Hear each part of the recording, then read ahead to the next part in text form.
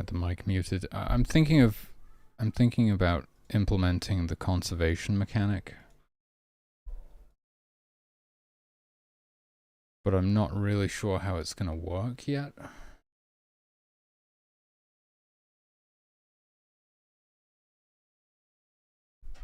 So I don't know if I really can do that. I mean, I can't. Well, I could possibly partially implement it and have it sort of ready to go for when the rest of the stuff goes in.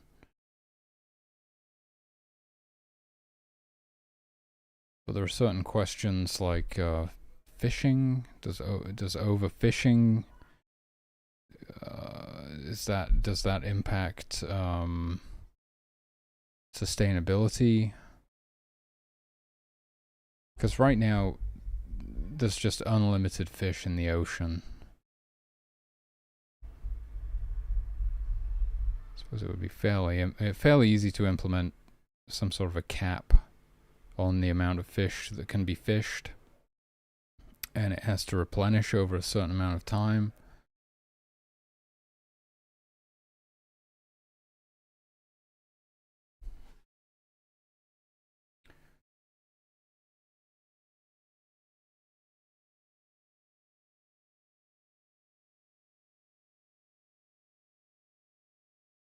I mean, you can hunt the animals into extinction, so maybe it would make sense that you could fish the fish into extinction as well.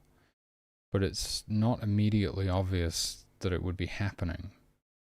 Right, you can't see the fish, you can't know how close they are to going extinct or anything like that.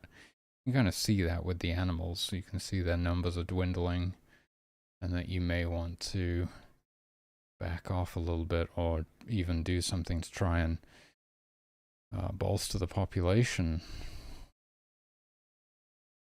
Not that that exists right now, but eventually we might have some miracles that allow you to kind of summon or conjure or create animals, herds of animals, individual animals,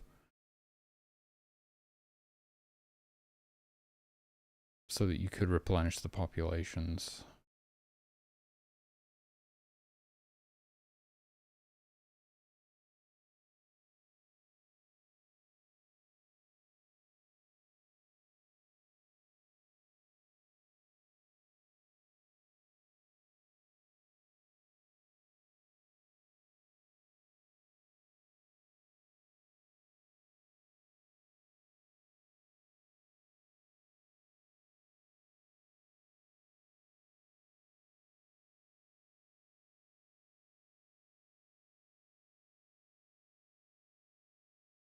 Right now, I think we can basically say that chopping trees and killing animals will count negatively against your conservation score, or whatever you want to call it. And if you were to plant more trees or create more animals, that would count positively towards your conservation score.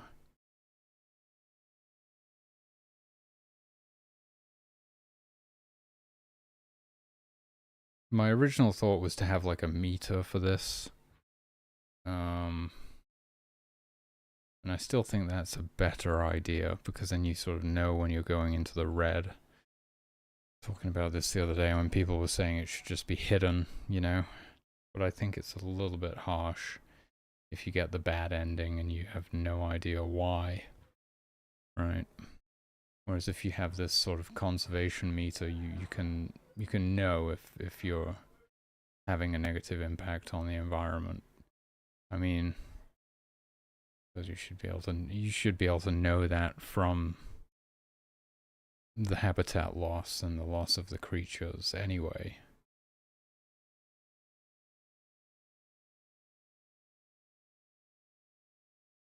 But people might not necessarily put two and two together if it isn't made clear that that's a mechanic, you know.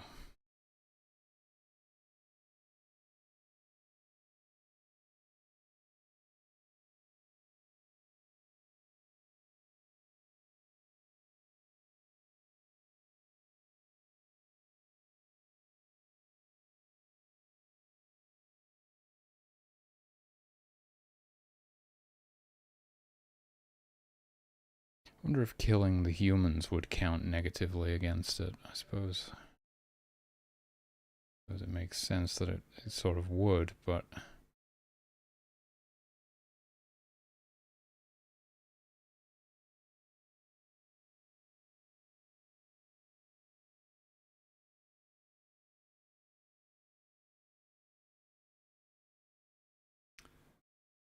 yeah, I suppose it wouldn't really go down if the humans were killed by animals, so why would it go down if you chose to kill the humans?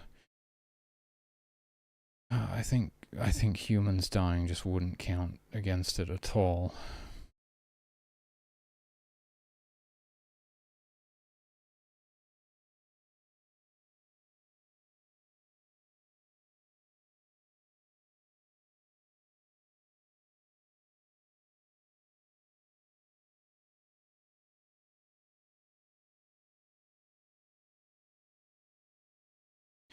So it's fairly simple. Fairly simple at face value.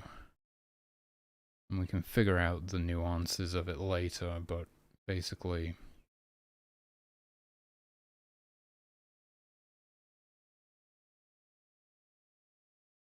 it's those two things for now. Chopping down too many trees, killing too many animals is going to count negatively against your score, essentially. And depending on where you're at by the end of the game, you either get the good ending or the bad ending. I think I'm most excited to do this because I want to create the new biomes. I want to create, like, the hell world. Mainly I want to create the hell world. The utopia will be cool as well. I'm not sure on the names yet. Hell world seems to be my go-to, and then utopia, paradise, something like utopia seems to be the best. Why not just call them utopia and dystopia?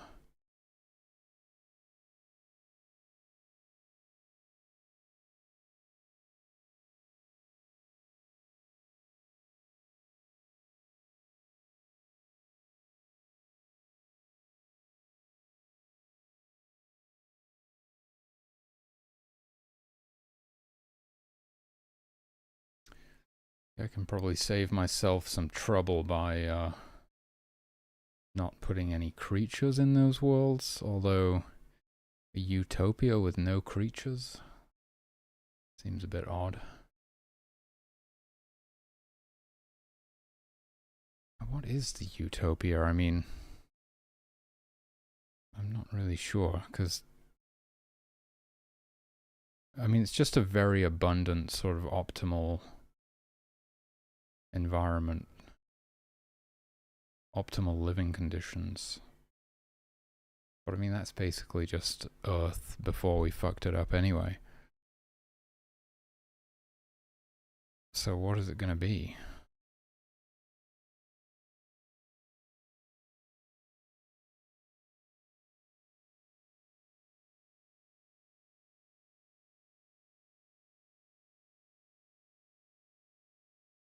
You know, I imagine something like a world in the clouds. You know, it's all rainbows and unicorns and stuff. That's sort of the most fun way to do it, right? But what actually is it?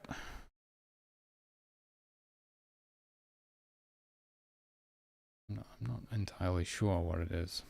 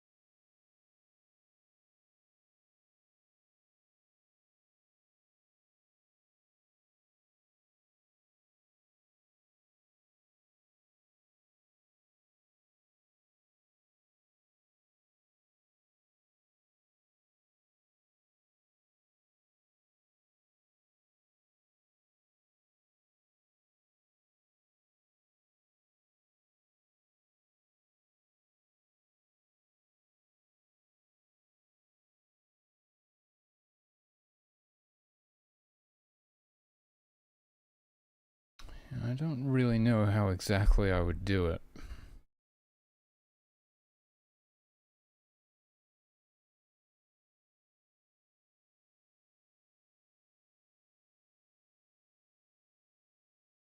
It's the first time I've really tried to think this stuff through, to be honest with you. Just kind of seemed like really it was sort of just a way of shoehorning in multiple endings. It's a good idea to have multiple endings. You're going to have endings.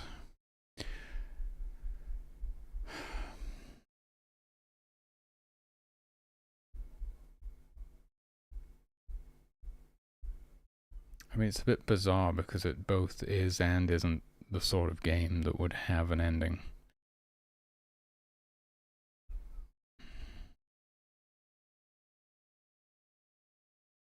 It has level progression merely as like a consequence of the technical limitations of the engine, basically. Although I suppose with loading screens, you could potentially work around that differently. That would be quite a complex problem to solve, which I've never really thought about.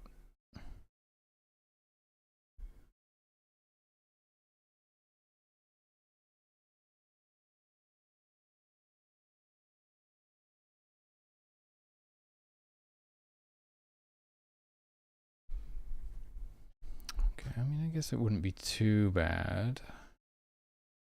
Yeah, you're just kind of generating sections of the map, and then the only it doesn't really work. Like, yeah, if some of the villagers are going off the edge of the map into another section of the world, you know, how does that work? How would you do any of that? They would just disappear off the edge of the map. They would be temporarily hidden, and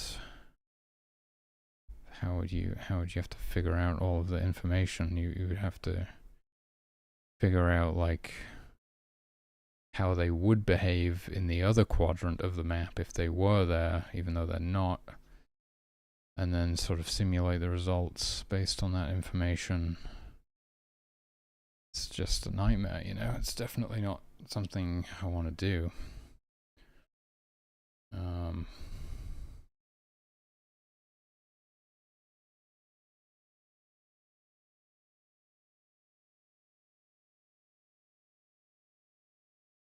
So anyway, that's kind of why we wound up with the level progression and how each biome is an individual level.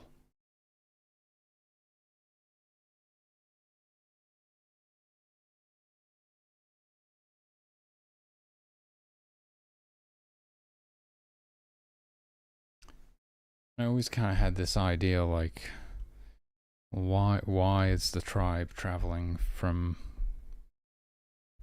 place to place? Why are they going through these portals to the next place? Are they trying to reach some sort of utopia? That would kind of make sense, like the promised land or something, you know?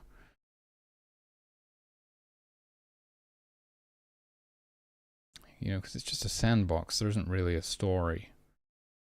Not like Black and White where there was Nemesis and, you know, you were fighting against this other god and stuff.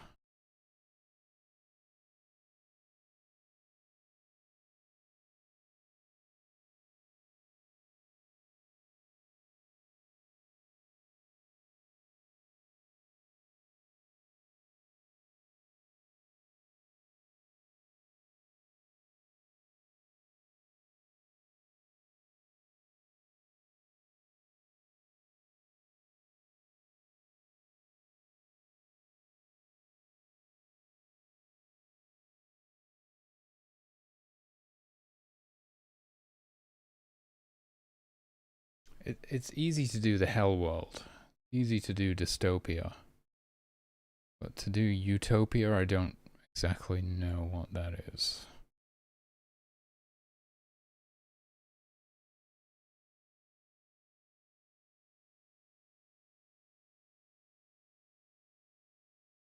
Because it's basically just the regular world when you're living in harmony with nature.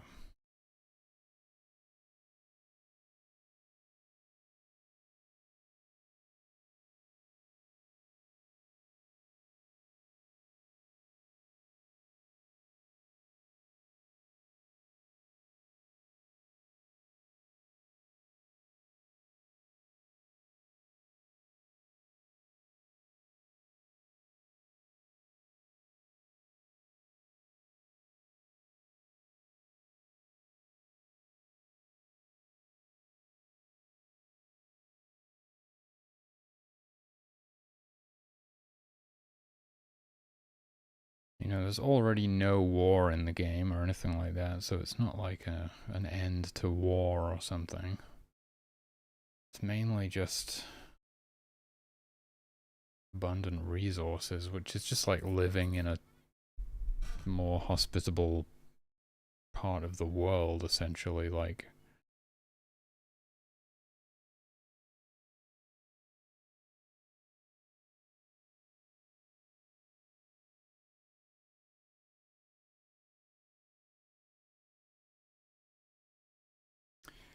but I think it's just that the whole level progression thing really kind of necessitates an ending.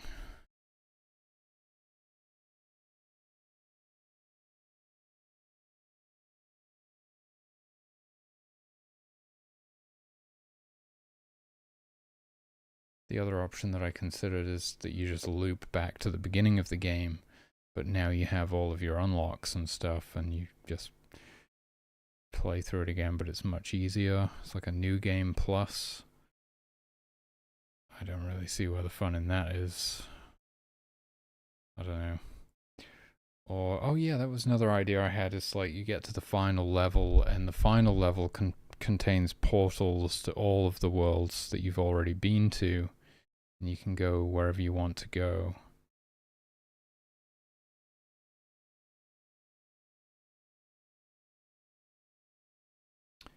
So that then you have your ideal choice of wherever you want to live, essentially.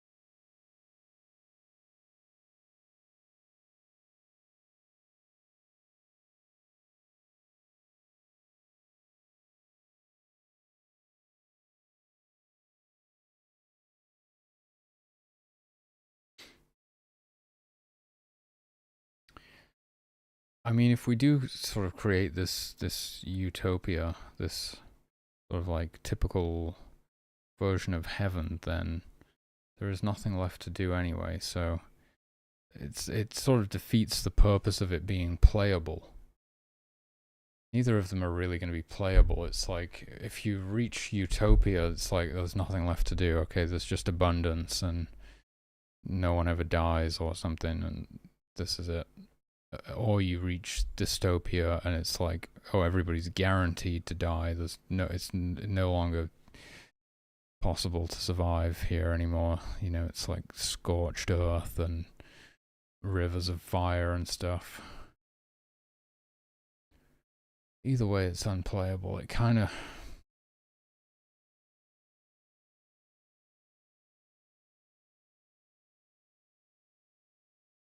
defeats the purpose of it being a level, really.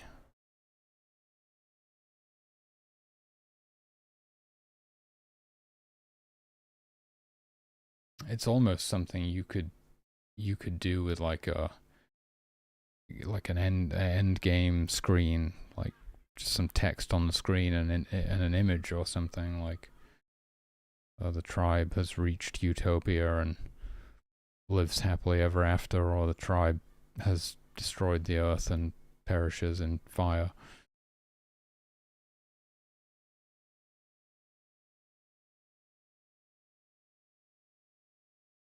I don't know, it just would be cool to see it. It would be cool to play it, but in a different way. Like, I always like the idea of the volcanic island, an island with an active volcano, and that's just a challenge to overcome, and you survive that and go to the next level. More like a natural disaster or something, but that's not quite the same as a full-on hell world, which is just, I just can't really get that out of my head. Like, this sort of blackened earth and rivers of magma and stuff. It's just, I think it would just be really cool to make that. But I mean, yeah, you can't actually live in that environment.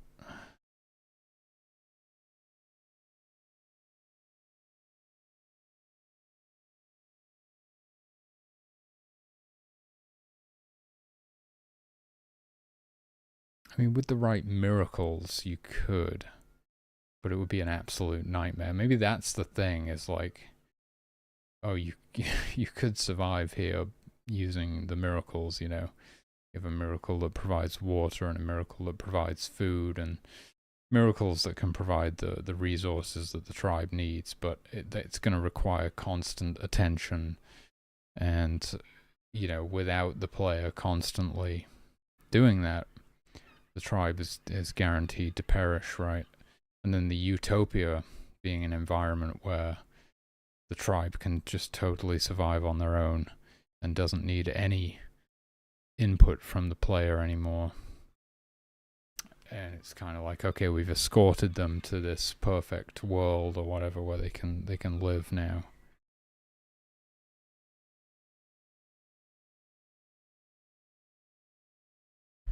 I don't know. It's a strange thing. It's a strange.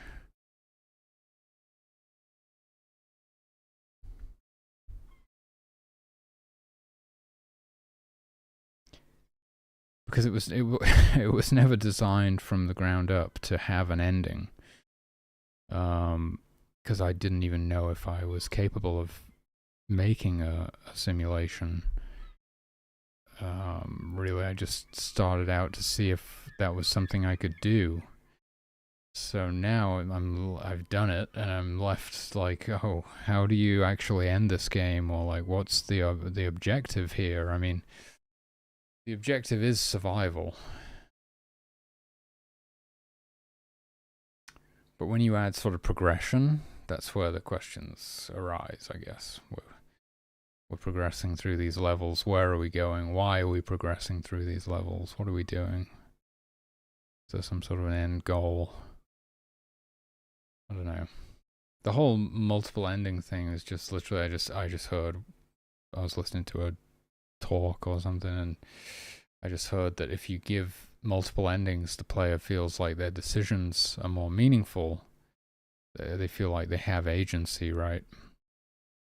Because if you don't have multiple endings, they just get to the end of the game and it's like, oh, nothing I did actually mattered anyway, because it's just the same ending no matter what I do. That is quite big, and that's the reason I was like, okay, and what's the obvious thing? What's the obvious thing? Is sustainability, right? Conservation. Did you live sustainably? Did you tread lightly upon the earth? Okay, well then you get the good ending. If not, bad ending. Maybe the good ending is just New Game Plus, right? You go back to the beginning, because first level is the temperate forest. It's pretty much like ideal living conditions. You know, you have everything you need there. It is utopia, essentially. Begs the question, why did you leave in the first place? Yeah, that's where that's where the problems arise.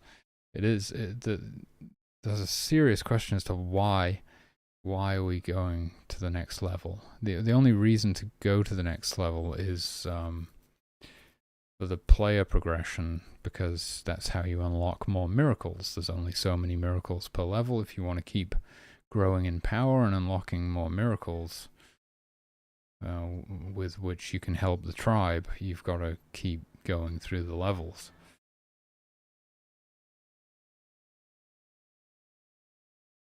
It's a very strange, it's a strange thing indeed.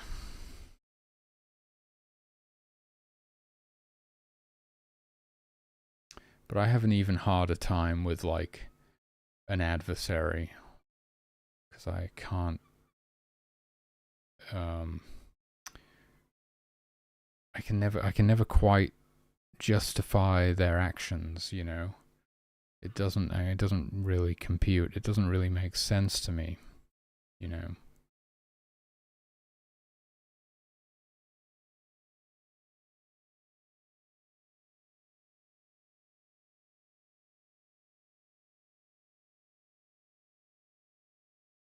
It's like, oh, there's this evil god or something, and they just want to destroy the world. Okay, why do they want to do that? Just because they suck. Why do they suck? I don't know, they just do. Okay.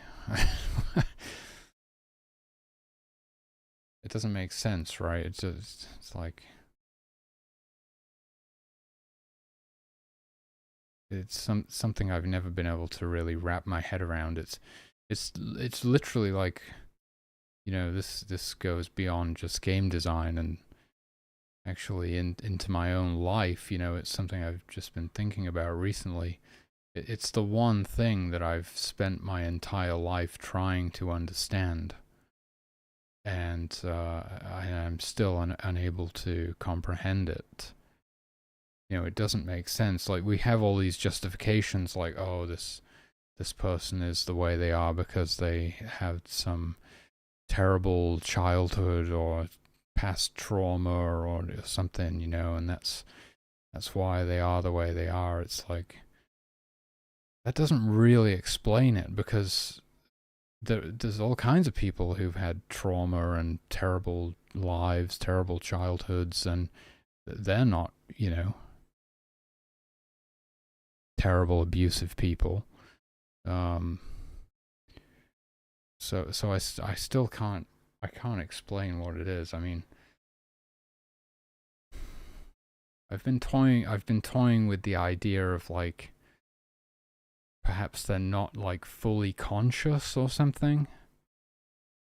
Because if you're conscious, you're able to consciously intervene. Like, you're not really controlled, or you're not really controlled or consumed by your own emotions or whatever. You know, you might have some emotion like envy or jealousy or something that makes you angry at somebody, and then you want to hurt them or something. But if you're like conscious, then you can control yourself. You know, you can still intervene and say, well, okay, wait a minute, that's not right. It doesn't make any sense. That's, hey, Fizzy Busy, how's it going? You can look at yourself and say, like, oh, okay, that's not actually going to solve anything, is it? Like, I actually, to have some sort of issue within myself, and me attacking this other person or whatever is, or trying to change them somehow, isn't actually going to solve anything, right? So you can say, okay, well, that doesn't make sense. But if you didn't have that, like if you didn't have that self-awareness or something to be able to intervene, then you're just kind of on autopilot, and like your emotions or whatever are just totally running the show. It's a theory. It's a working theory that I have, but I still don't know. I still can't explain it, you know. It doesn't make any sense to me. But anyway, that's beside the point. How is this goddamn game actually going to work? How is it going to end?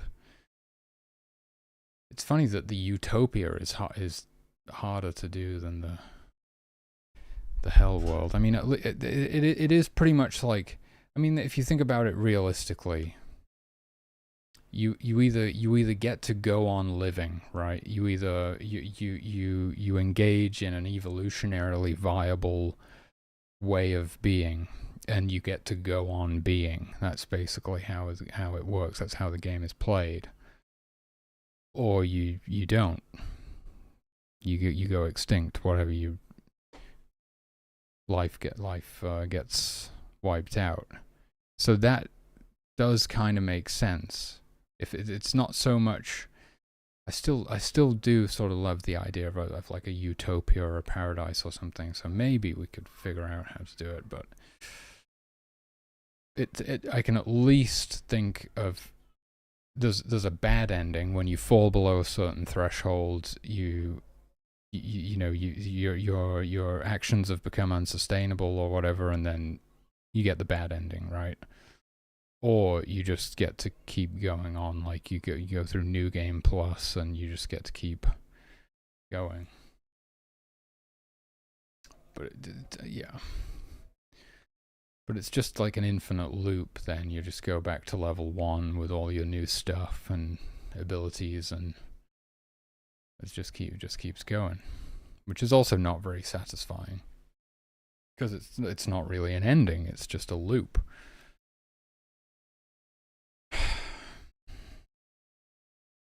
So I don't know.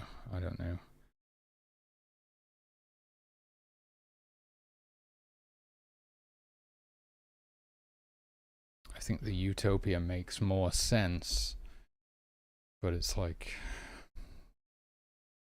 what is it and how do you do that? I think I mean, still obviously the most fun way to do it is it's like a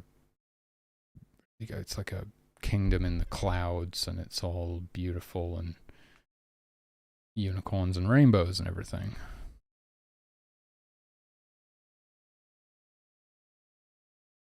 There's no gameplay there. What is it? You get to that level, it's like, oh, everybody just lives forever now, and there's no hunger or disease or anything, and that's it. It's just nice to look at.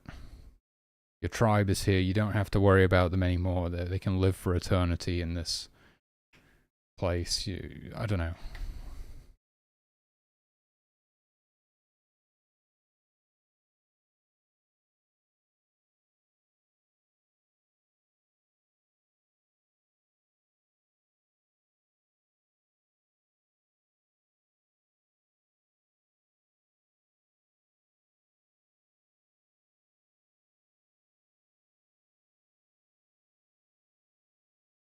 So just like just a place with abundance and no death.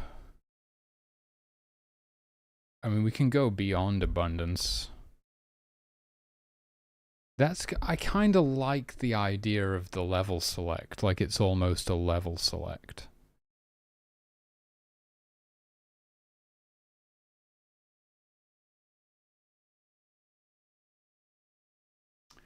You know what I mean?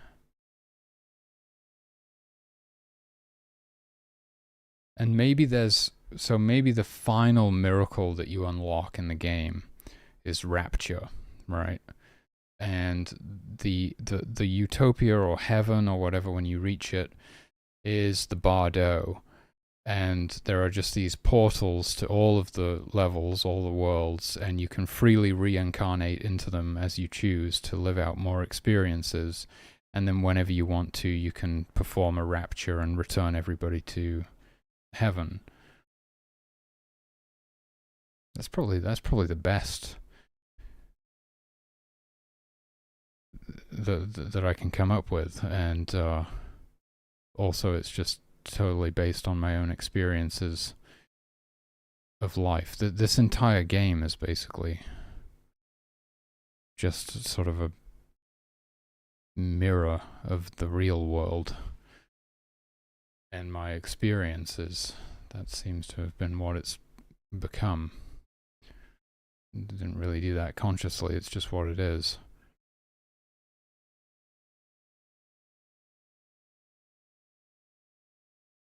Because nothing else really makes sense. Yeah, that's probably the best one. That's probably the best I can come up with.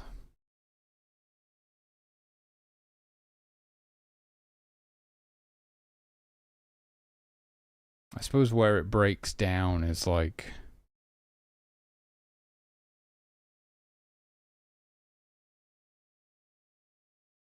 well, I don't know. Where it breaks down is that it's a fucking video game. That's where it breaks down.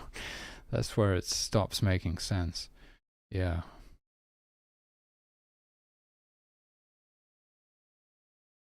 It's like, in a sea of infinite possibility or whatever, even if you got the bad ending, why wouldn't you just be able to reincarnate or create a new universe or something? You can. That's what starting a new game would be, essentially.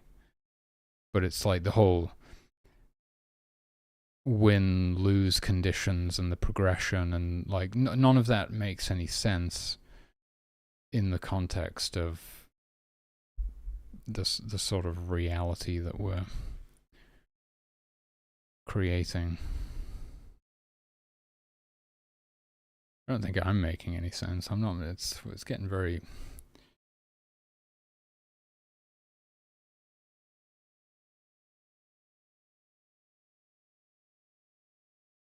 Oh, that's cool. I never played that. That's funny.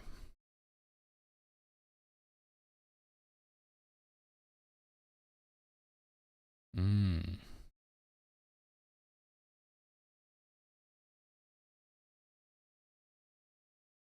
Yeah, we don't have factions here, so. Oh, well, that makes sense. I'd never even heard of that one. Certainly a good idea for an Oddworld game, though.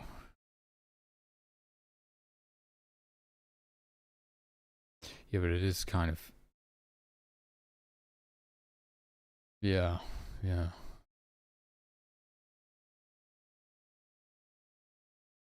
It works great in the context of the game or whatever, but like one of those things where if you think about it too hard, it all falls apart again. Because it's like, well, if you destroy the planet in the name of profit, you're still going to die anyway. So did you really win at the end of the day?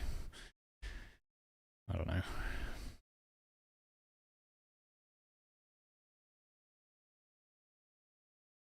Maybe you can board your private spaceship and head off to terraform another world or something.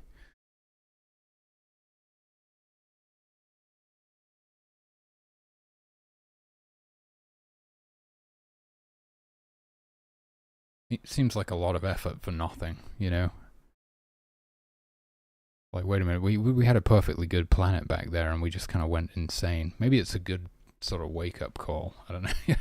Get to the new world and start terraforming and you're like, well, let's not do that again. That was a lot of work for a perfectly good planet and we just fucked it. Oh.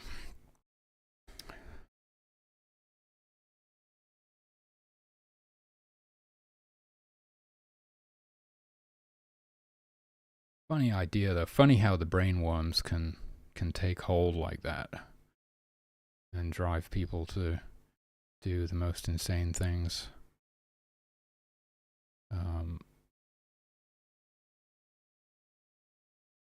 By making them completely delusional.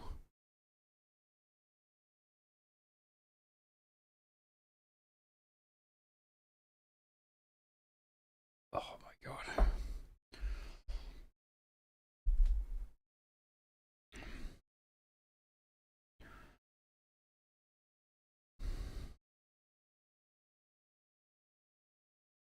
Yeah, I've got to try and think of it in the simplest terms possible and not get too metaphysical or whatever. Just think you got to think of it in terms of the rules of the game.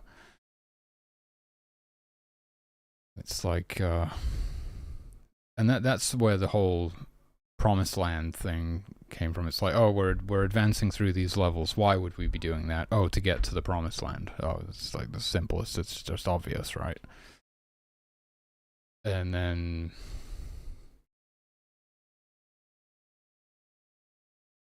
it's almost like the bad ending is just that you don't make it, you don't survive, and we could flip it so that the bad ending isn't that you wind up in the dystopia in the hell world, but the hell world could be a level that you need to pass through in order to get to the utopia or something like that.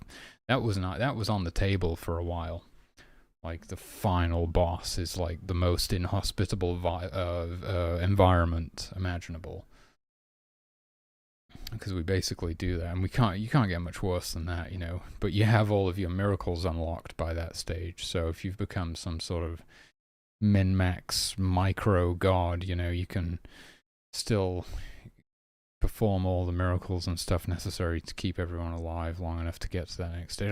That's making the most sense. That's probably it, right? And still unclear as to what the promised land is in that scenario. It could just be the level select thing. That kind of covers your bases, right? Okay, it's we're in this realm now where there's no death and whatever, no hunger and blah blah blah. And you also have the option to travel to any world, any previous world that you visited, just in case you feel like it. Just sort of maximize your freedom. Something like that.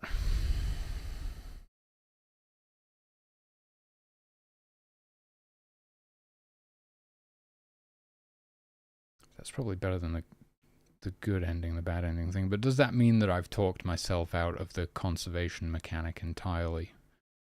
I think so. Yeah. Well, that makes my life easier. We'll just axe that one. So yeah, the bad ending is just getting the game over screen, isn't it? It's just the tribe perishes. The good ending is just the ending. That's the problem, though. Okay, now I'm back to the original problem, though, is that none of your decisions actually mattered. Well, did they? You survived. You got there. You got to the ending. Yeah, I guess in a game about survival, your decisions did matter because you survived.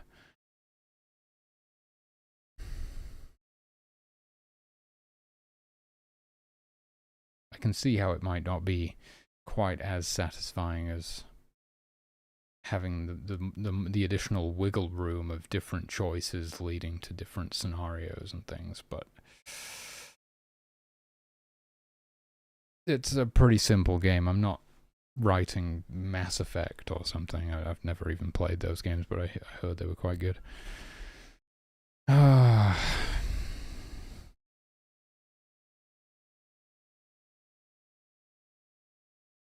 I don't know, man. I'd just like to know why I'm sweating profusely. Hope I'm not getting sick or something.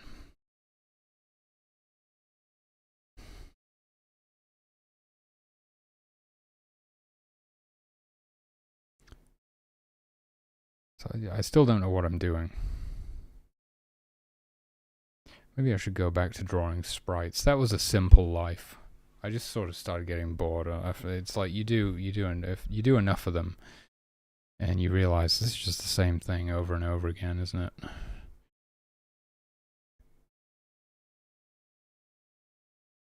Kind of felt like I wanted a break from it, but this is proving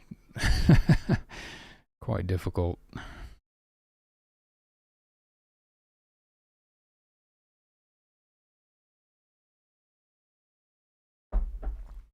Right. Okay. So.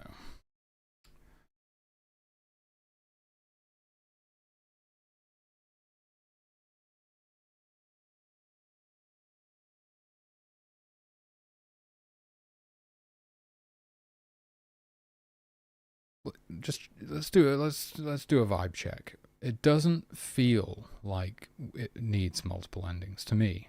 It doesn't feel like it needs multiple endings.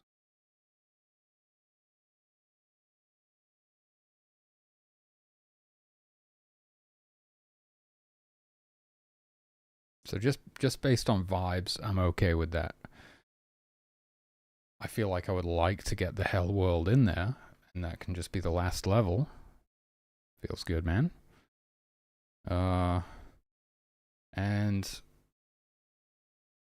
Paradise is like, sure, it might as well just be a fucking screensaver, you know? It's like the credits can roll and there's no gameplay left at that point. But it can look pretty or something, and it's still slightly interactive, so it's slightly more interesting than just like a picture or like, you know, like an end game screen with some text or like a little brief description of how they rode off into the sunset or whatever. So, you know, it is what it is. Look good in a trailer. Yeah, probably would. Some sort of cloud realm with rainbows. And unicorns. I keep saying about the unicorns. I mean, it wouldn't be too much of a stretch to put unicorns in there.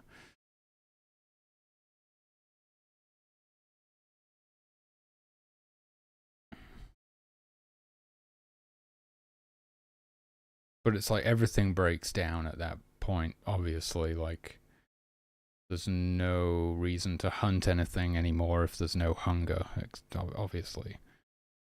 So, yeah. It's like they all just hang out and just enjoy living in the clouds, I suppose.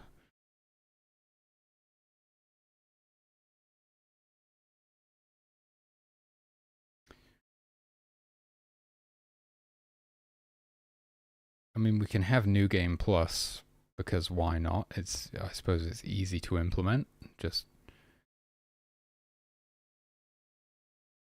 like a menu option that pops up and you just start the game with all the miracles unlocked. I mean, it drastically limits. Not sure if it's a game that really supports New Game Plus. I mean, because the only reason to advance through the levels is to unlock the miracles, as we've discussed. You've already got them. Why would you even do anything? I don't know, just for the hell of it. Yeah. You can tell that this was never intended to be a video game. I just wanted to see if I could build a simulation. I don't know, you know, I couldn't have known that I would ever actually get this far, so now I'm left to pick up the pieces or try and tie it all up somehow.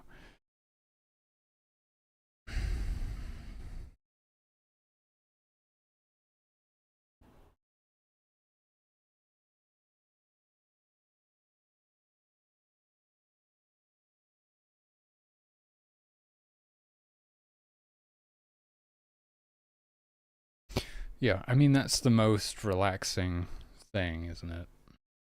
You just get to a world where the tribe is completely safe and you can just sit back and you don't have to worry anymore, and especially you have the contrast of that right after the hardest level in the game where it's like they fully require 100% of your attention because they just cannot survive on their own at all, you know?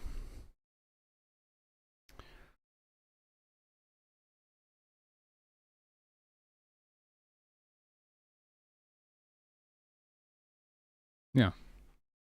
New Game Plus questionable.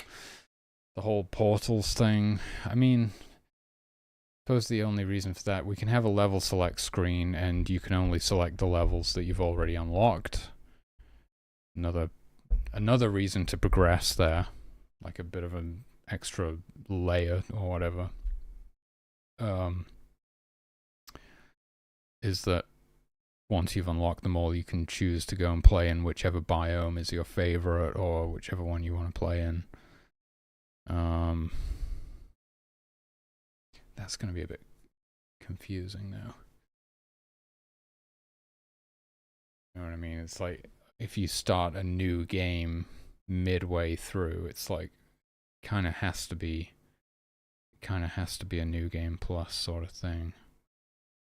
Could be a new tribe, but I think you would sort of need all of the miracles, or it could just work like this. You have all of the miracles unlocked from all of the previous levels, based on whichever level you select on the level select screen, because it is necessary, right? There are certain miracles that are necessary to survive in certain levels, and if you haven't played the previous levels, you're not going to have them. So, and the experience is going to become unplayable.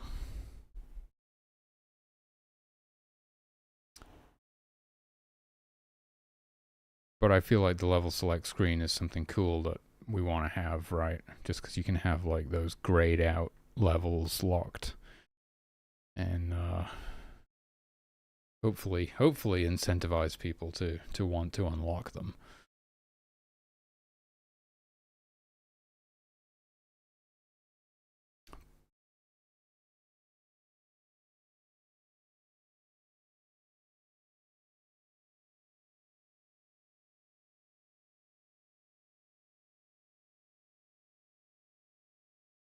But I think still keeping the rapture and the portals, because you will have grown attached to your tribe, and the level select screen is essentially starting a new game with a new tribe in a level of your choosing. The portals in the final level, or Utopia, Paradise, whatever, you can take your existing tribe back to some other biome or something like that, and spend more time with them, with all your powers unlocked and stuff. Just if you want to just go back in for a challenge, or just to hang out in a particular place that you like, or whatever. Okay, I think we're pretty clear on everything. I'm never going to feel great about it because or maybe I will feel great about it someday, but right now it's like, I don't know, there's just still a lot of uncertainty or whatever. I don't know. But that's as good as I can really imagine it. So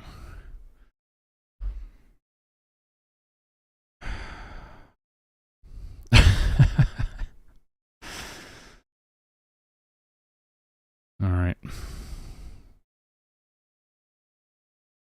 Well, I'm glad somebody's on board, because I'm still having my doubts here, but that's okay. I'll just keep going.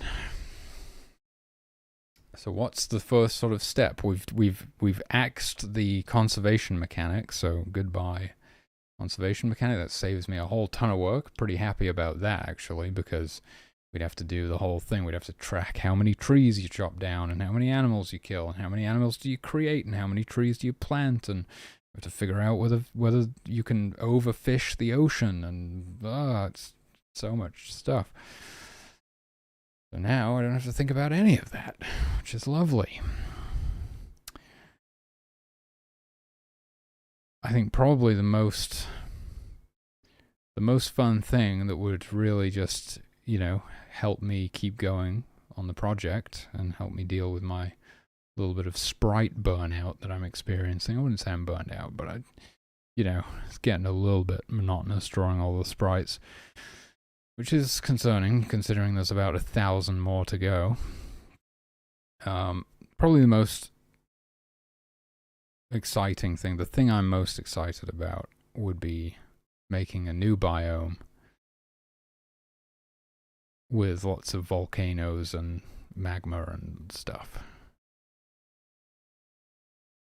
because I just think that would be cool. And probably tied in with that, we can obviously make volcanoes, which could appear in other levels, and also could be like a miracle.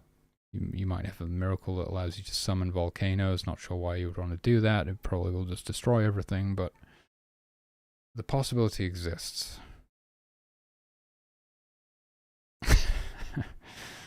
Yeah. There could be other uses for volcanoes beyond just appearing in the hell world.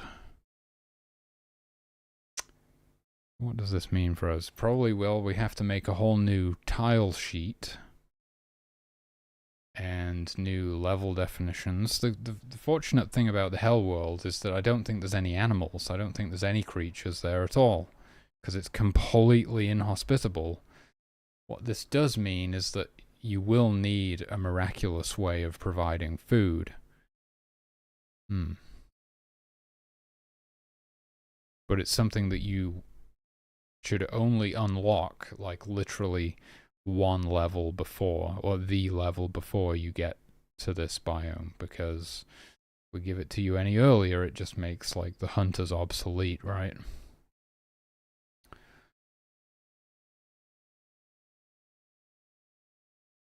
Okay, so tile sheet, level parameters, new biome that necessitates a new miracle, the food miracle, miracle food. And that's how, and volcanoes maybe.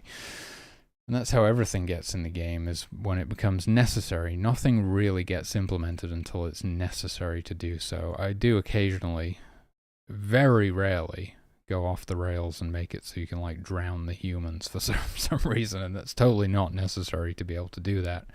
But it's kind of just something you have to have, you know. Ever since Roller Coaster Tycoon did it, basically. Oh, I've got tea left.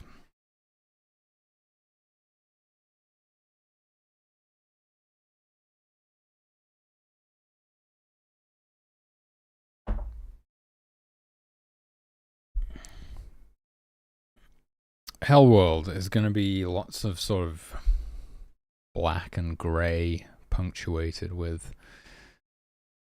bright orange magma flows.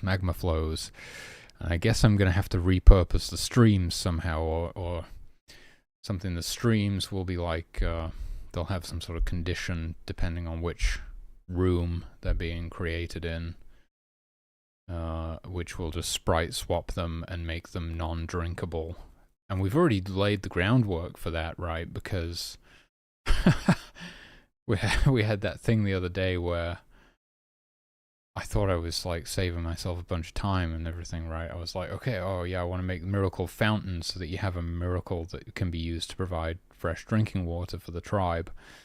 I'll just reskin a stream tile to look like a fountain, and it will just function exactly the same as the streams, but you'll be able to place it somewhere. That had the unintended side effect of all of the animals drinking from the fountain as well. So you had, like, hundreds of animals coming into camp to drink from the fountain, which was just hilarious.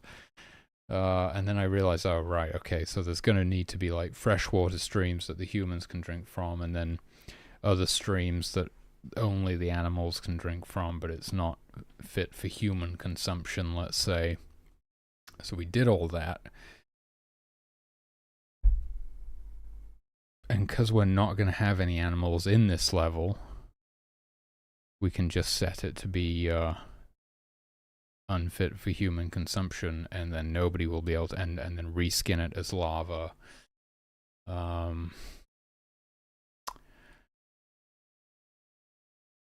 Yeah. I mean, what if a human walks across one of these things, though? You would expect them to set on fire. Why would they walk across them? They wouldn't. So it does raise some questions there. What we could probably do is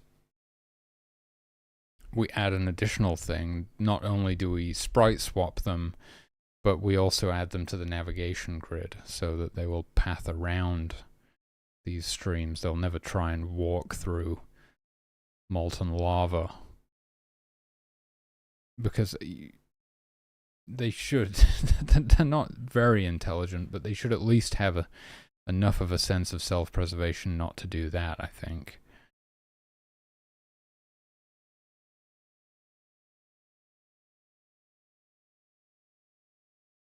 Thank God there's not going to be any snow in this biome. Jesus Christ, look. Every time I have to make a biome with snow, I need like 100 different tile sheets. It's a nightmare, dude. But it was too much. It was... What was I doing previously? I was I was tile swapping, and because it had to go through like the entire grid and swap literally thousands of tiles, it would cause these big lag spikes.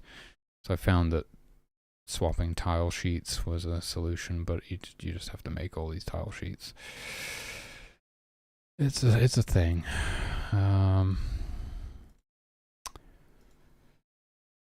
Savannah, marsh. Let's go with the marsh. Let's duplicate that. Can I duplicate the whole? No. Duplicate that.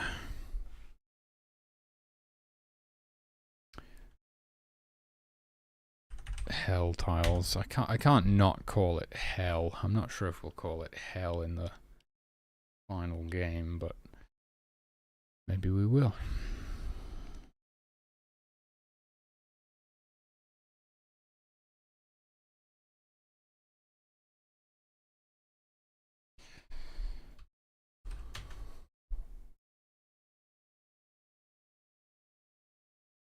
Hell World. Hell World sounds like, I don't know, some sort of a shopping emporium for all of your satanic needs. Welcome to Hell World. How can we help you?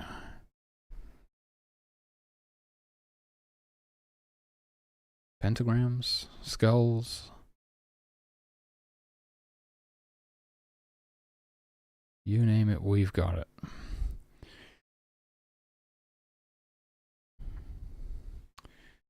Jeez, it's been a while since I've done tile sheet things. And so is the entire world going to be surrounded by an ocean of lava as well? I would guess so.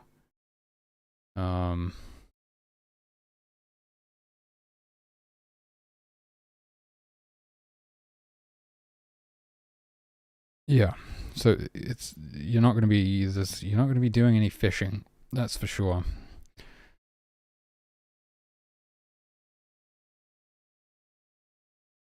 Bottomless chasm. Yeah. Either way, no fishing. Unless you have but there is water down there. It's just so far down. You need an extremely long fishing line. I suppose the problem with the bottomless chasm. I mean, good point actually. I mean, it creates extra work either way, because if you drown somebody in lava, they're just gonna like burn up immediately, right? They're not gonna do the usual bobbing up and down for a while, and you have a chance to rescue them again.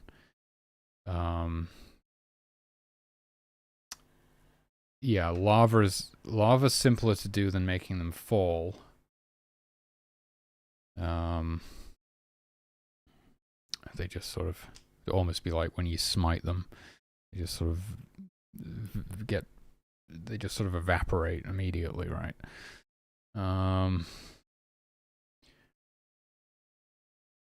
Okay, gotta figure out my colors here.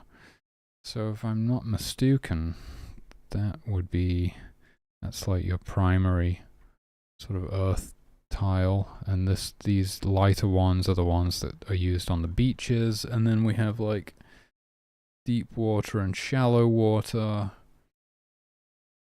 Okay, so yeah, I would literally just go with a kind of a gray. Oh boy, I can't remember how I do my shadows. It's been so long since I've done tiles, but that's not a big deal. As long as we get something that looks vaguely correct, we'll be fine.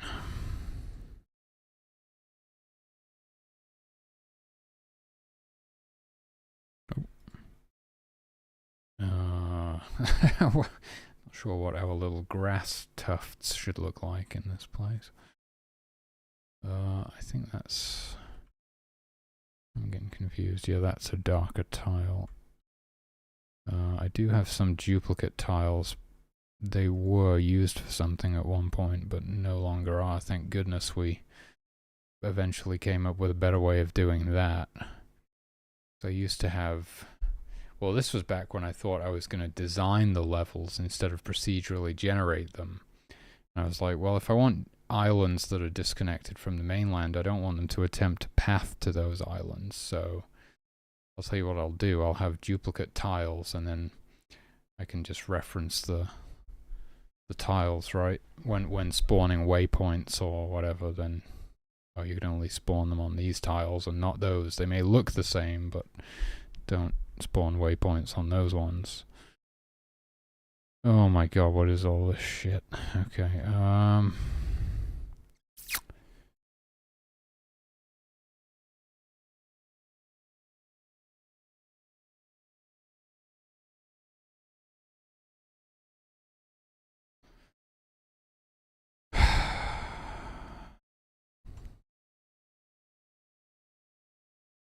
what a nightmare, dude. This is always the problem. Like, I haven't done anything with tile sheets in a while, and I've got to try and like remember it all. So, okay, so these are all my transition pieces. It is, wait. It is weird that maybe the desert tiles actually would be a better choice for this, because the marsh kind of has these grassy edges. Yeah. I'm remembering. Because I'm realizing now the desert tiles would probably be a better choice. Because, you know, I'm imagining this world is all like rock and ash and stuff, right? Not grass.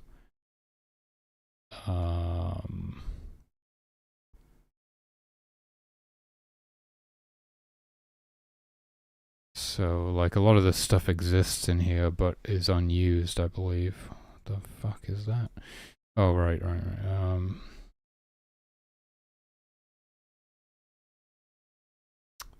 it's a bit the other way around, and maybe it would make sense also for this one.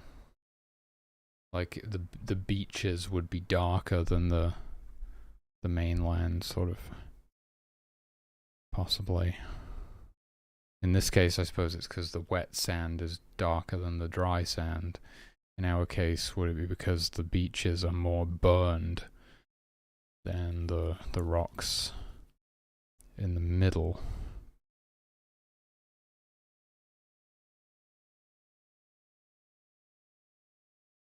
No. I think I'm still sticking this way around. Oh, hold on a second. Forgot to duplicate those. Whew, close call.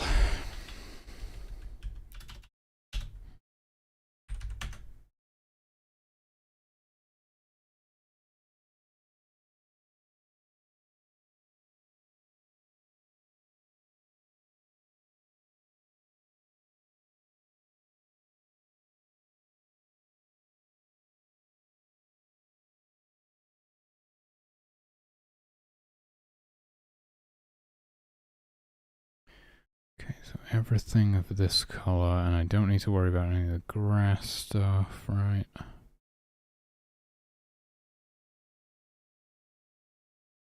So it's just these ones and the water tiles. What is this stuff down here? What, those two, this one?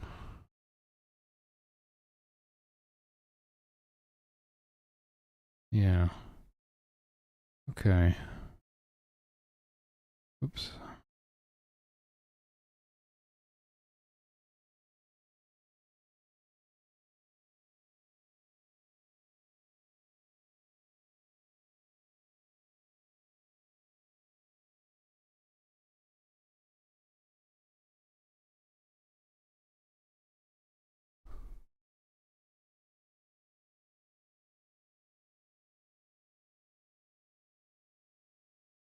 What the hell is that?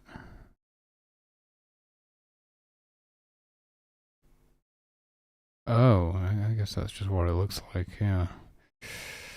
It looks a lot like the grass tile, so I was getting a bit confused, but that's what kind of the vertical edge of the sort of sand dunes looks like, because I'm terrible at drawing tiles.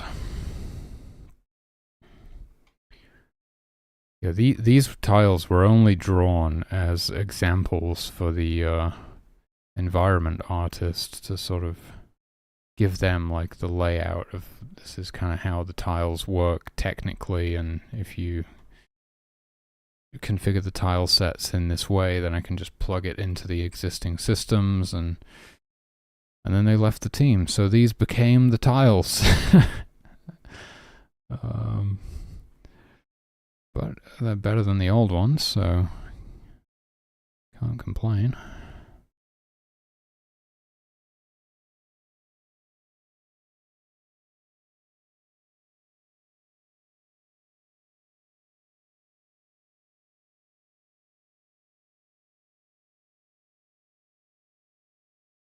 That's the darker one, right?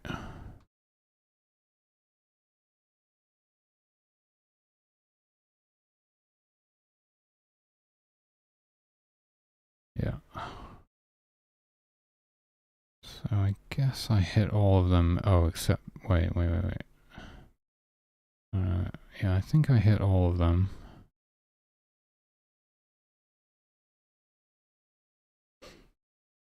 They will stand out in game pretty quick. So, yeah. Won't be too hard to spot them. And then I'll do like a lighter grey for the beaches or whatever. No shadows on this one? Oh, wait a minute. What's happening? There mustn't be. Oh.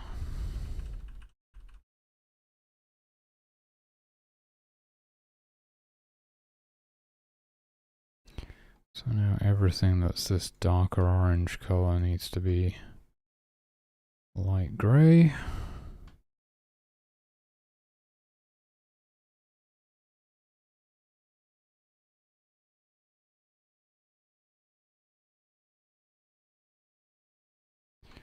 Yeah.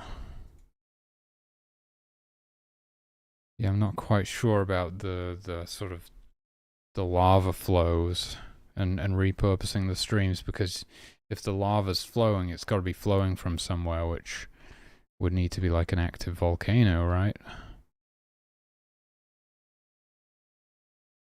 So I might have to do something where like the first tile of the stream is a volcano, or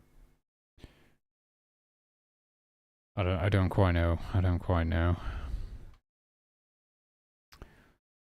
Simplest implementation first, just reskin the streams to start with. We can figure the rest out later. Okay.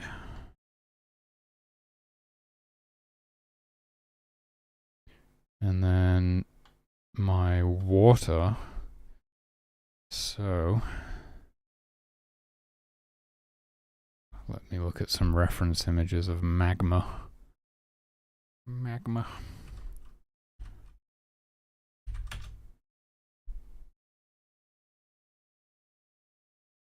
Seems to be a lighter orange in the middle, and then it gets more like red or a darker orange on the edge. So it, as it cools down, the color temperature gets cooler as well. I suppose that makes sense.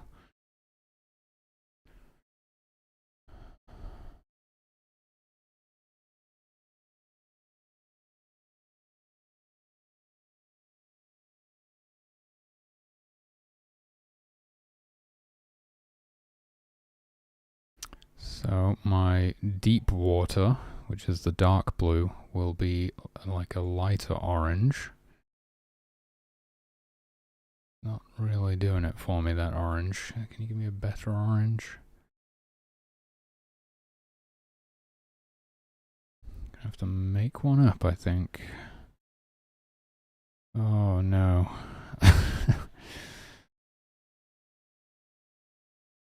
This is just, it's horrible. There's just too much choice, isn't there? How do you know what a good orange looks like? I don't know.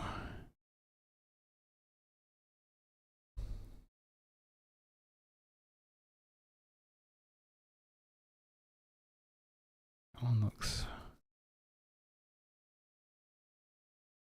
like a bit more of a vivid orange.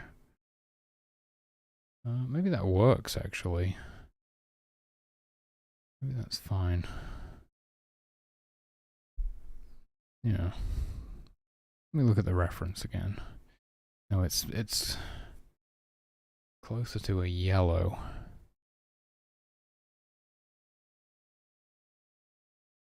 That's quite deep still.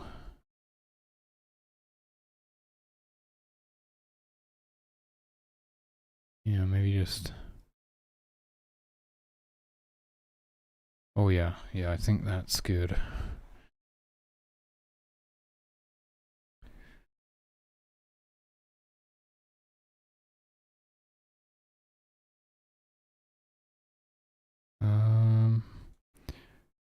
Okay.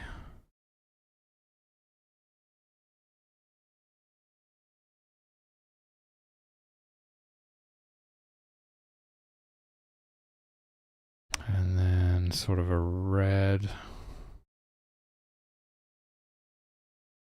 Yeah, I mean, pretty much just a red. If I want to go totally red, though, if I kind of want to keep it a bit orangey, you know? Maybe like that.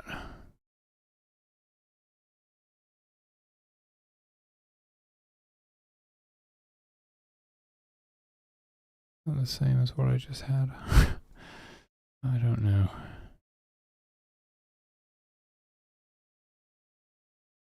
No, it's slightly different.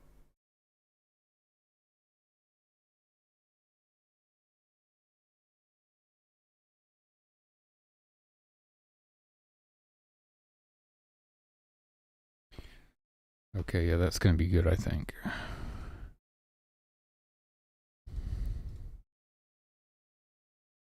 Yeah, this is going to be a really striking world. Pretty excited for it.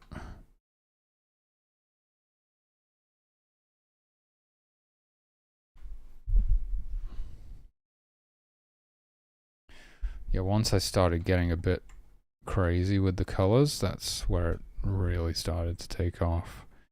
When I decided the marshland should be blue. Because it was just going to look pretty much the same as the not marshland. I went full Zangamarsh with it, and it just really made it something special. I guess, what would our little grasses look like? I don't know. I don't think there is any grass in hell. They would almost just need to be like little grey pebbles or something.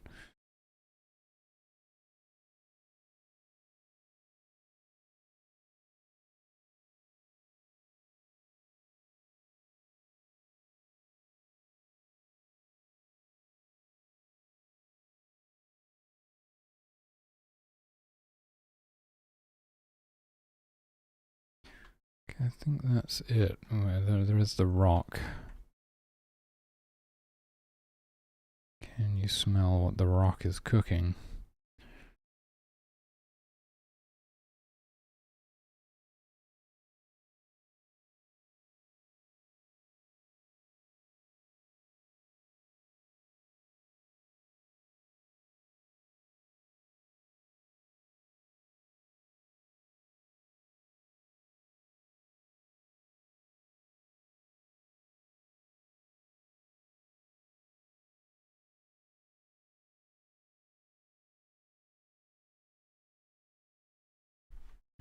Yeah, that's looking pretty cool. I think it's going to look pretty sweet in game. Alright, that should be everything. We're immediately going to spot it if we missed anything. Okay, right. So...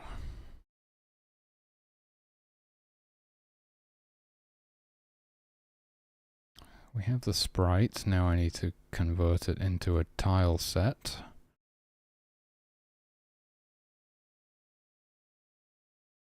Tile set 69. Nice.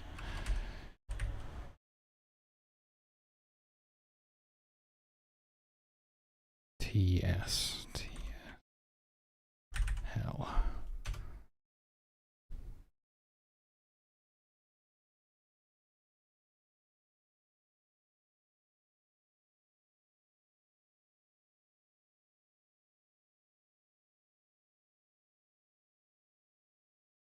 Tile width 32.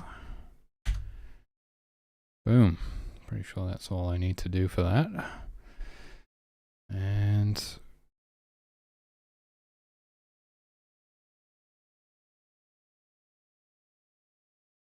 I need to make a room. Yeah.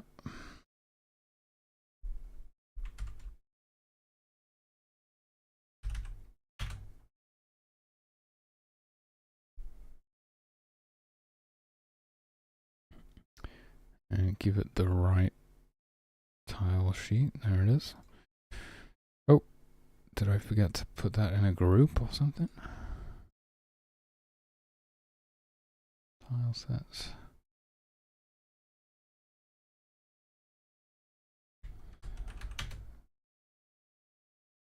Well, I was watching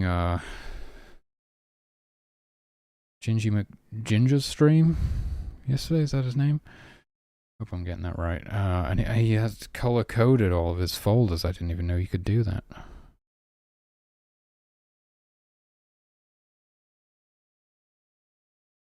Pretty useful, because I'm always scrolling through these and you can never find anything.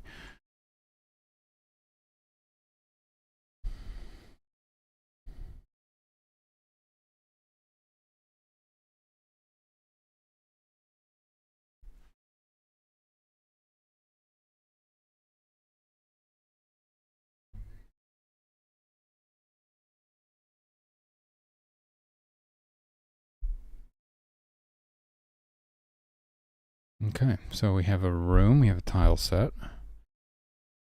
We're going to need the level to be selectable from the menu, which is unfortunately a little bit more complicated than I would like it to be. Maybe one day I'll figure out a way to streamline it a little bit, but probably not, because once I've got it working, why would I need to do that? As long as you can select the levels, there's really no reason. Once all the levels are selectable, and I don't plan on adding any more, why would I need to streamline the process of adding more levels? I don't know.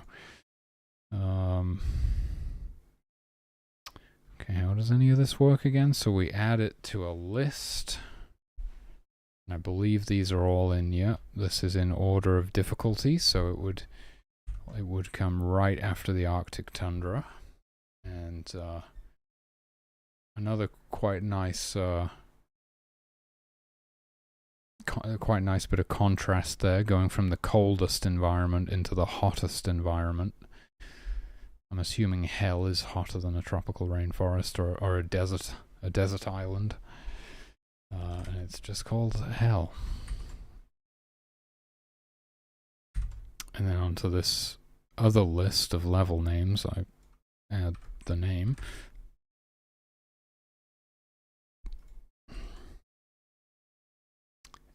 And is that it? Maybe it was less complicated than I thought. I'm sure there's something to do with like selecting it and how many options or something like that, so you can't, you know what I'm saying? It's like you can only press right so many times, and that number will need to be increased by 1, so we can scroll all the way through to our new level. Where is that?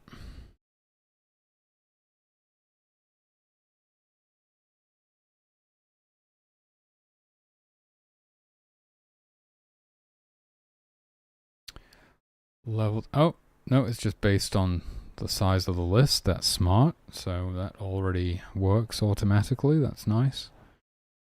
So we might just be good. We'll soon find out, but that might now mean that our new level is selectable.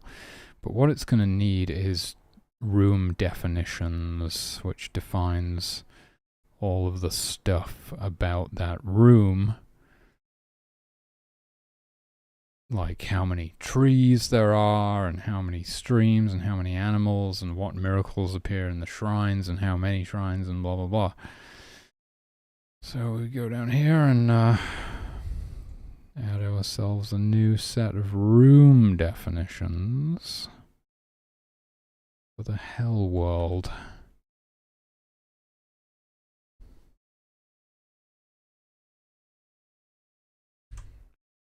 So if room equals hell, show message. Well, welcome to hell. That's funny. Little Easter egg. The one level where it doesn't just say the name of the biome, it actually says welcome to hell. Room miracles, blah blah blah. Don't have them yet, so we'll just put those ones in for now. Climate, it's definitely not polar. Or it might depend on which level of hell in the traditional lore. But for us, it's going to be a dry climate, that's for sure. It's going to be really hot in this place. There's going to be no trees, no bushes, no wolves, no foxes, no bears, no deer, no rabbits, no mushrooms, no streams. Well, there may be streams. Okay, there may be streams, depending on how we're going to do things. Streams of liquid hot magma, as Busy said. And there is no next level. Right, true. No, that's not, well, there will be a next level. And it will be Utopia, or Paradise, or whatever we're going to call it. And the next level from the Arctic tundra now becomes Hell. So once we make Paradise, we'll add it here. But it doesn't exist yet. And that's it. Now we have our room definitions, and I'm probably missing something. Wouldn't surprise me. But we can give it a try. And that should illuminate anything that I am missing.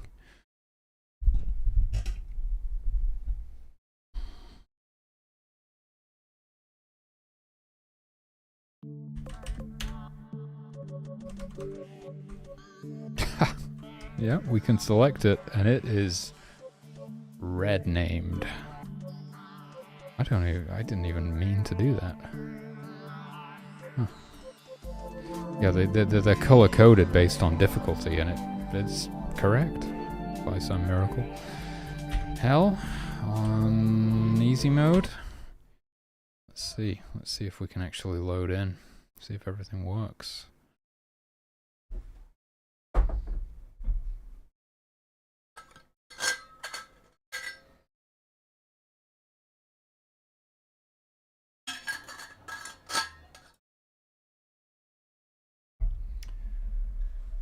Yeah, because what I think would be really cool would be lava bombs. If we have an active volcano, like launching, are they called magma bombs or lava bombs? I can't remember now.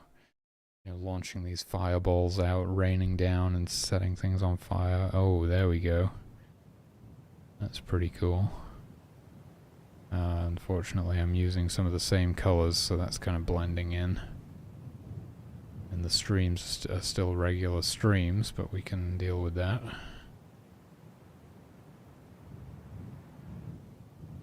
But yeah, welcome to hell.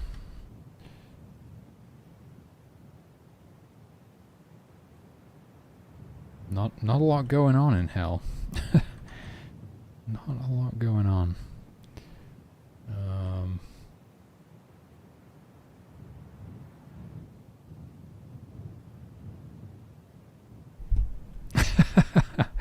Well, that's pretty accurate, I would say. How's it going, David? Yeah, so they're all going to drink from this stream, but no, we have to take that away from them. We can't even have water, nothing.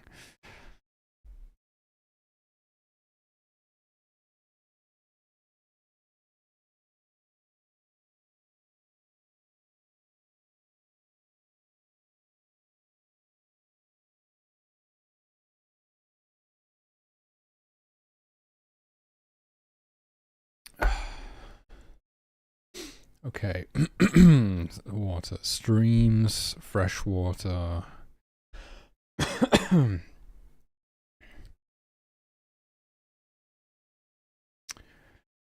Oh, nice. Sounds fun. It's going. I'm taking a bit of a break from sprites because it started getting pretty monotonous. And decided to. We were thinking about like possible new mechanics, the whole conservation mechanic and things. That's been scrapped now. We're not doing that. We sort of made a command decision there, which means that's a ton of work that I don't have to do, so I'm pretty happy about that. And we kind of figured out the ending of the game, I think. We're not doing multiple endings because it didn't really make sense. I was really trying to shoehorn it in, and it just doesn't really work. So now the Hell World is going to be the last level of the game before you reach Paradise or whatever, you know. So we can still get it in there, but it's not going to be like the bad ending. And the ending of the game is Paradise, just because it's just the obvious choice, right? And it's just going to be like a world with no death and no hunger and nothing. So there's no gameplay anymore at that point, but it'll just look cool and like provide that relief of like exactly, yeah. I said almost those exact words, I think, when I first thought about it. Like, you have to go down to the depths of hell to reach paradise, you know, something like that. I think that might have been why Sophie left the team. Because I started talking about journeying to hell and she just wanted to work on a nice cozy game or something, so I don't blame her, but yeah.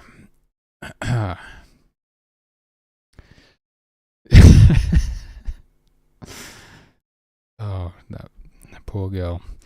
All right. So the stream. So yeah, you get to paradise, and I'm thinking it'll just be like, you know, a beautiful place in the clouds with rainbows and unicorns and whatever. Probably no unicorns, but maybe we can get some rainbows in there. And nobody will die anymore. You don't have to worry about anything. And we could put portals to all of the other levels there, so that if just for fun, if you want to sort of reincarnate and go back and play in a certain level with your tribe, you can.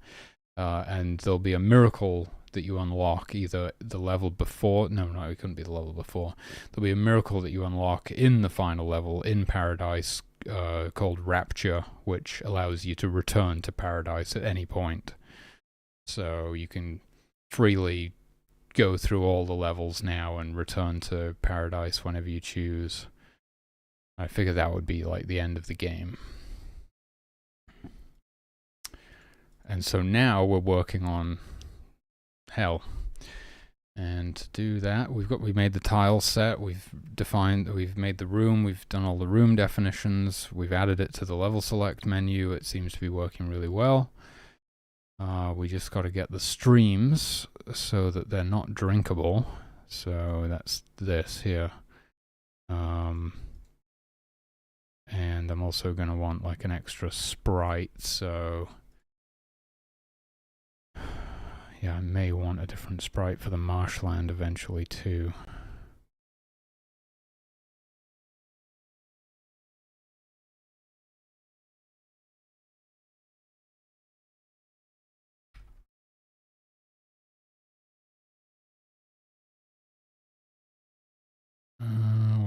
What am I doing wrong? What am I doing wrong here?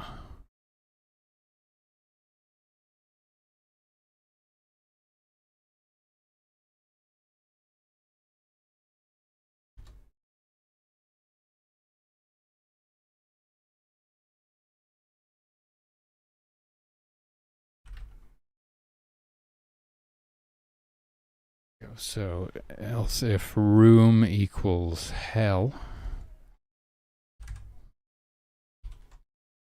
fresh equals false, and we're going to need a new sprite. Sprites, water.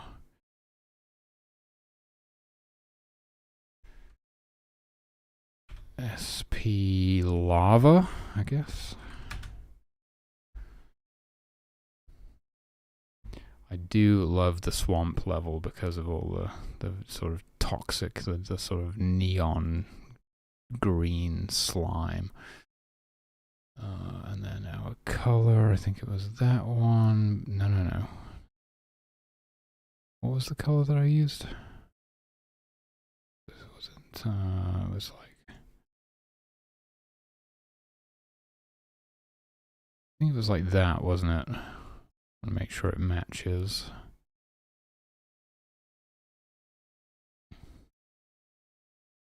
Okay, and then we swap the tile. So it's not drinkable. It would still be drinkable by animals, but there are no animals in the level because it's a barren freaking hellscape.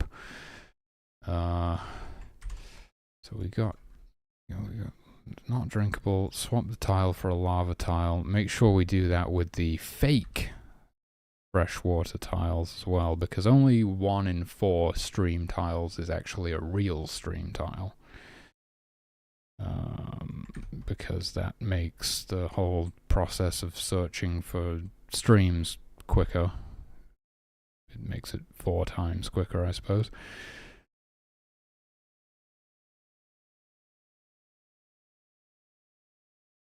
So we just got to make sure we swap the yeah, I mean, it was a simple one. It was just like, oh, okay, it takes forever to scan through all the stream tiles. Let's just have less of them.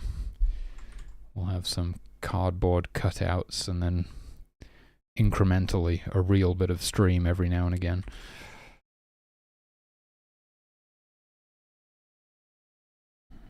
They're still quite slow. Like, they could be stood close to a stream and then you pick them up and move them to the other side of the map and they still try and go all the way back to the stream that they were close to before. So there's still some minor issues with it, but I don't know if I'm going to be able to do anything about that really, unless it was like, well, I mean, even if I sort of forced them to recalculate it when you put them down again in a new location, it would still take the same amount of time to scan through them all, so it would have the same problem. So I'm not really sure if there's anything I can do about that. But at least the frame rate is playable. That's the main thing. So there we go. Okay, so the streams should no longer be drinkable in hell. And they should also look like lava, if everything's gone according to plan there. So yeah, the hell realm, I mean, it's an interesting one. The thing is, like, also we don't want any fishing spots. The thing is, like a lot of the gifts become useless. There's nothing you can hunt, there's nothing to fish, there's nothing to forage, there's no trees to chop down, but you can conjure trees via miraculous means. I suppose eventually you'll be able to conjure creatures via miraculous means, probably not fish. But anyway, it makes most sense just to, like, because you just have to do everything via miracles. It makes most sense to just convert everybody into worshippers so that you're maximizing your power to perform miracles. And it's going to be quite sweaty. It's going to be quite micro intensive, where you have to put everything you've learned in all the previous levels into action and just really, go absolutely nuts, go absolutely ham, trying to keep everyone alive. Just long enough to hopefully open the portal to get through to paradise. I don't know if the messaging of this game is very good anymore. Like, what are we trying to tell people here? That you have to go to hell to to reach paradise? I don't know, there could be, maybe there is some truth to it. I mean, Terence McKenna would always talk about how, like, a birth is a violent process, and what we're doing is birthing a new civilization, and that's why everything looks so chaotic and violent on a surface level, because this is just what it looks like when a species prepares to depart for the stars, you know. So maybe there is some kind of a good message in there, but I don't know. Can't be too precious about it though, because it will be what it will be, and I just need to fucking get it released, you know. But here we are in hell. Oh yeah, the heat haze ripple effect kicks in at above a certain temperature. That definitely sells the hellishness of it. I'm not sure about the clouds. Okay, well, we can have clouds in hell, apparently. It would also rain in hell. We could do something absolutely insane, like make it into acid rain, or a rain of fire, or... That would be probably a bit extreme. I don't know how you would even survive that.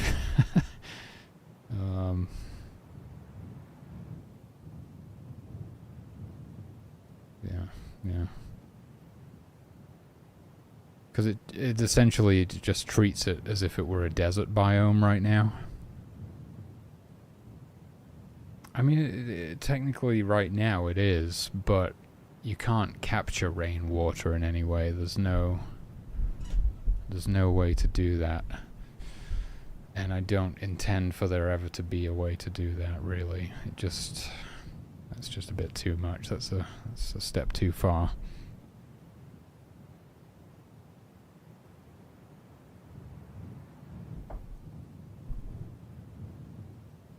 The bucket makers, yeah. The barrel makers, yeah.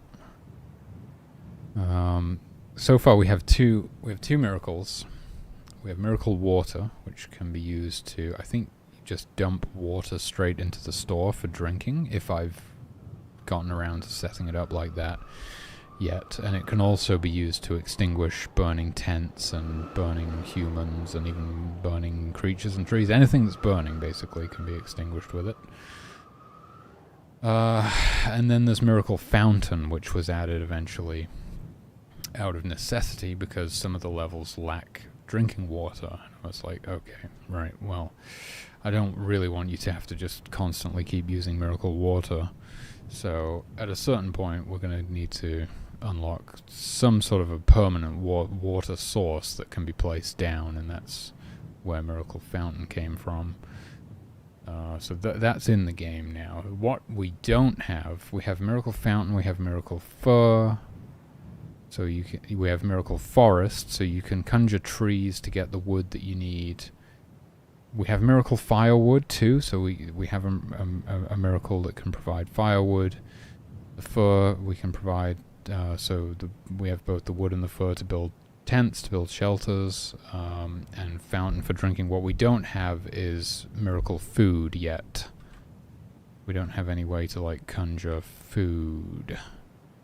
And I'm realizing now there are no grass tiles in this map because it's based on the desert, and there's no grass in the desert. Wait a minute, what? Oh god, I thought I almost had a panic attack there. I thought the expansion stone was disconnected from the mainland. Oh man, we're fine, everything's fine. Right, so you'll notice they're not trying to drink from these streams anymore. And what we could do with these streams, I suppose, is add them to the navigation grid. Here's the navigation grid. All these green tiles are the ones you can walk on. The red ones are forbidden. And we could add the stream tiles to the navigation grid so that they won't walk through them, because walking through lava doesn't usually end well for anybody involved.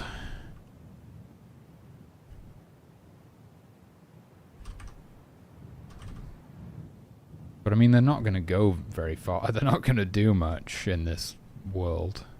I suppose the main thing is your worshippers when you're trying to unlock the shrines or open the portal or whatever you're trying to do. Maybe there should be creatures. I feel like if we don't have any creatures in this level, it's kind of it's a little bit of a nothing burger, isn't it?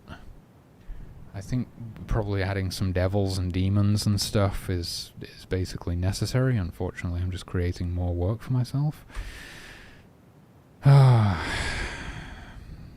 Yeah.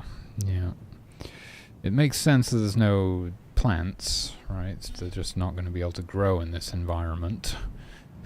But some sort of hellhounds and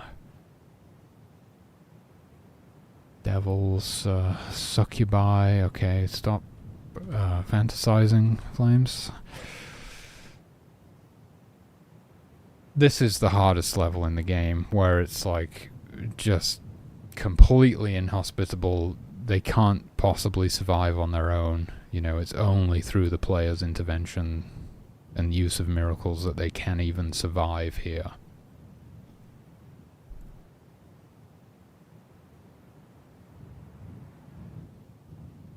Yeah, and I do think not having, especially when you've been to like the tropical rainforest where there's all sorts of deadly creatures and things, and it would probably be harder to survive there than this. If you got here and there were no creatures waiting for you. The only problem is I've got to make all the fucking creatures, which means I have to spend thousands of hours drawing sprites.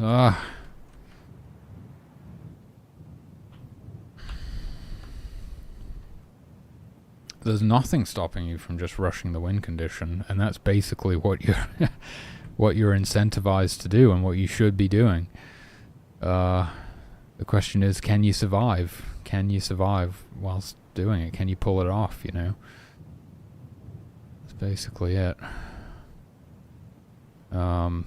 Yeah, so this is where the whole research and crafting thing came in, because I was like, oh, you can just rush to the next level every time, right? And I was like, okay, what if you have to establish camp and then you're able to start researching and then you can get new equipment and blah, blah, blah, blah.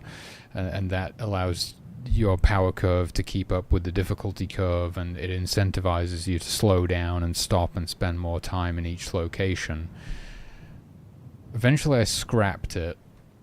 A, scope creep, and B, it doesn't play into the power fantasy or the main theme of the game, which is being a god. I realized, like, wait, that's all human stuff, that's all earthly stuff, crafting and resources and blah. Well, you still do some resource management, but you know what I mean. It's like gear and equipment and weapons, and that's all like human stuff, you know.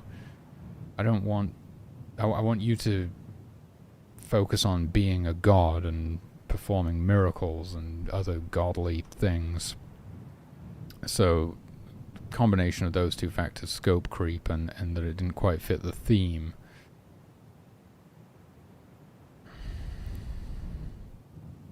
Yeah. So the main reason now, what I've done is, you'll probably remember that before, the shrines served three purposes. They unlock new miracles, they expand the sphere of influence, and they open the portal when you've unlocked all four of them. Now I've split those into three separate constructs.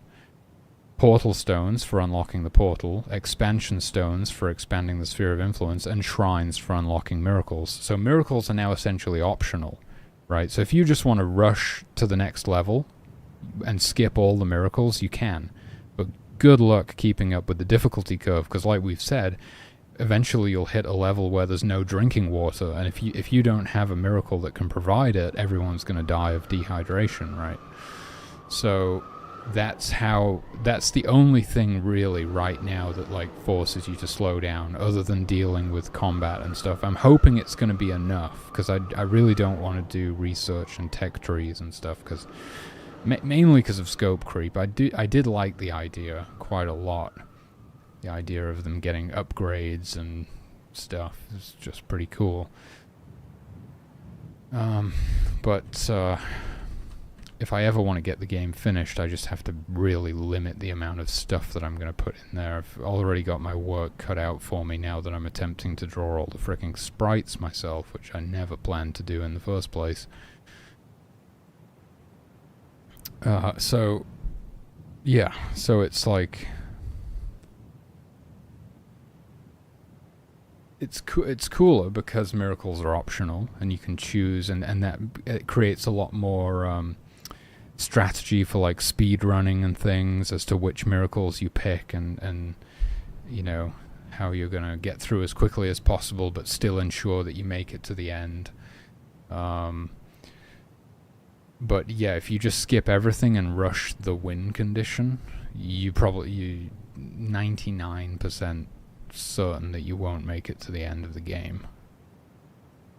I have to test that theory still. And I do look forwards to getting to the point where I can do all of that sort of testing. Like, what happens if I literally just make everybody into a worshipper and just try and unlock the portals and go straight to the next level as quickly as possible, every level, you know? Or, you know, some build that's just a combination of worshippers and guards or something like that. It's like, do we even need to hunt? Do we even need to eat? Do we even need to build tents? Do we need to do any of that? And my strategy for kind of dealing with that is that it's pretty slow to unlock a shrine or to unlock a portal stone or whatever. It takes quite a long time. It takes like at least a full day, I think, of in-game time. So, yeah, you know, everyone's going to be getting hungrier and getting thirstier as you're trying to do all that stuff. Sure, you can, with enough worshippers, unlock all 4 portal stones simultaneously. If you have 12 worshippers, that's possible. Another way to do it is I can obviously change the number of worshippers required as well, so I can make it take even longer, or I could increase the number of required worshippers to like 5 or something like that. No, everybody just died of dehydration, presumably, after 3 days and 12 hours.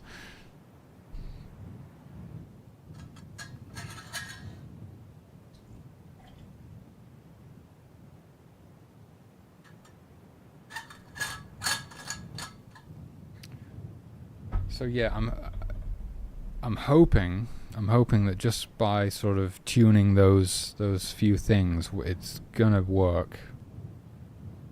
And I'm feeling fairly confident that it will. But that was a big incentive for the whole crafting thing. That was a big part of why I wanted to go down that route at one point, but no, I don't think we're going to do it now.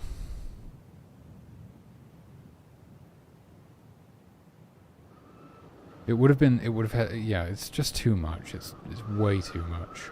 It's mainly the scope creep, because it is cool.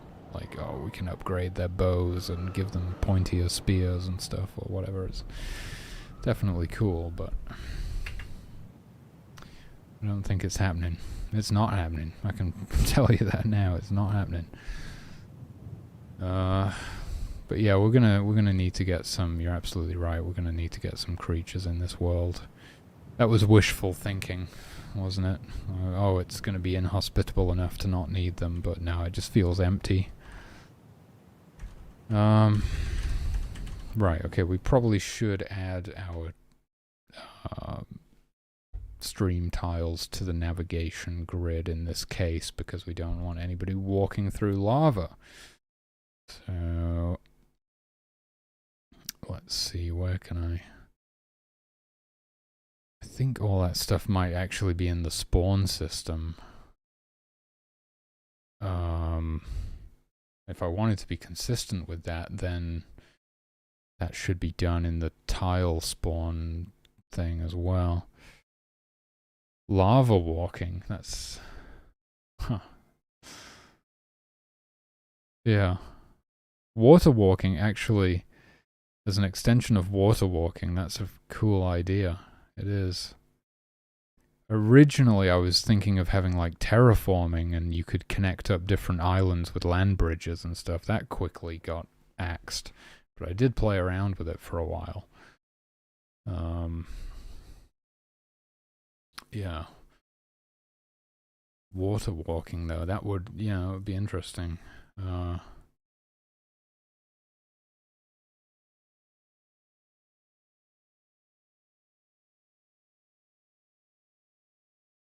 You would have to just like put them on a separate navigation grid. You'd have to have a separate navigation grid where all of the tiles are accessible, and just swap them to that one temporarily. Hmm. Interesting. It's a shame. That's such a cool idea.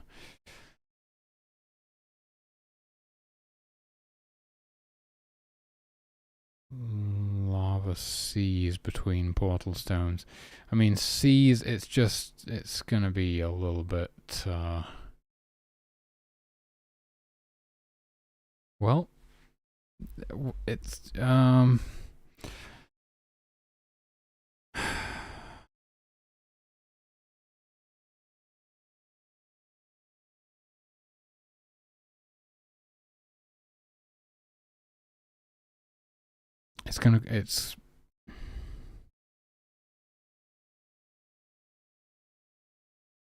it's an interesting idea, but no, when no, we're not going to do it, unfortunately. It's quite involved. It would be quite involved, and the end result, I'm if I was a little bit more jazzed on it, I'd be maybe it would be worth the effort, but just sort of a large part of it is because the maps are already maxing out the room size. So it would only be able they'd only be able to be situated on those small islands around the edge of the map, which isn't too bad, but yeah, it's a complicated thing because the way that it works right now is when we generate the map, we go through and like flag all of those islands as inaccessible, right? Because they're disconnected from the mainland, and the whole spawn system is set up to not spawn things on them because they're inaccessible, and it's like suddenly we have this exception to the rule, and it gets a lot more complicated. I mean, the streams, again, everything's randomized or pseudo random, so there's no guarantee that the streams will block them. I'd say there's a fairly high likelihood, but it's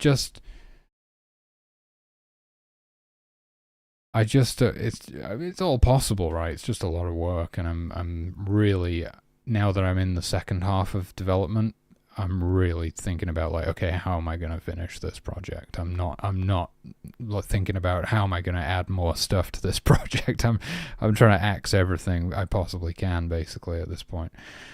I think the main thing that it comes down to is, why do they lack the self-preservation to not walk into lava? Why would anybody just walk into lava willingly? They're supposed to have free will and be autonomous and all that, and that's just a level of stupidity that doesn't really jive with that. That's the one thing that I would probably find it quite frustrating as a player. Like, why do they just keep diving in the lava? What are they doing?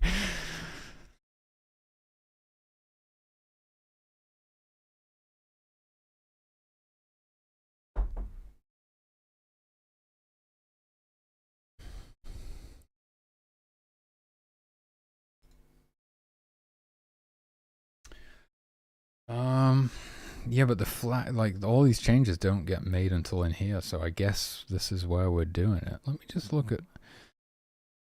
Yeah, I'm pretty sure everything gets added to the grid in the spawns. A better example, in the spawn system as opposed to in the create event here. I'm pretty sure. Yeah.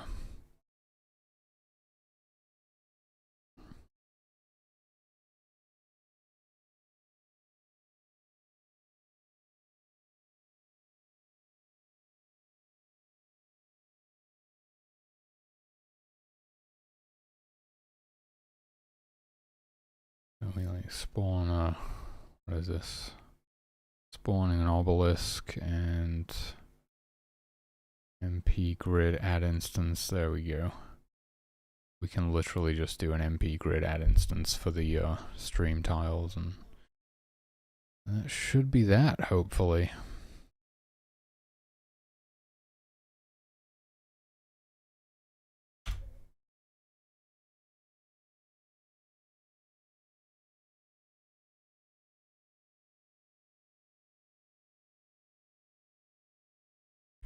Self.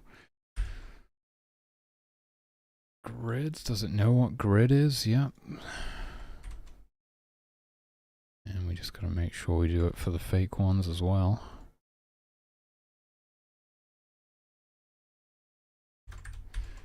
Alright, let's give it a go. Right, so if I generate a new hell map, the stream tiles should be flagged as forbidden. Nobody should try walking on them.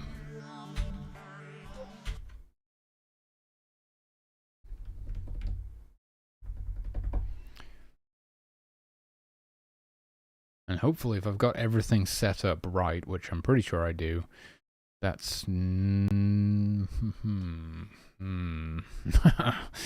yeah, no, maybe not actually. Yeah, I can see a problem with that. In very rare scenarios, it would be possible for perhaps two like overlapping streams to make an area of the map inaccessible. Like you can imagine if there was a second stream overlapping with this one, it could cut like a pizza slice out of the map. And if one of these shrines or something was in there, you'd have no way of reaching it. I mean, you could pick them up and carry them over, or what would actually happen is that they would teleport to it when they tried to path there and couldn't find any viable routes, because that's my fail-safe option. If they can't path to something, they teleport to it instead.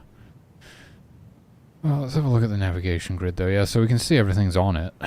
No worries there. It's just, yeah, unfortunately we can't do that. So, you know what? Even though it's stupid, maybe we just set them on fire if they walk through the lava.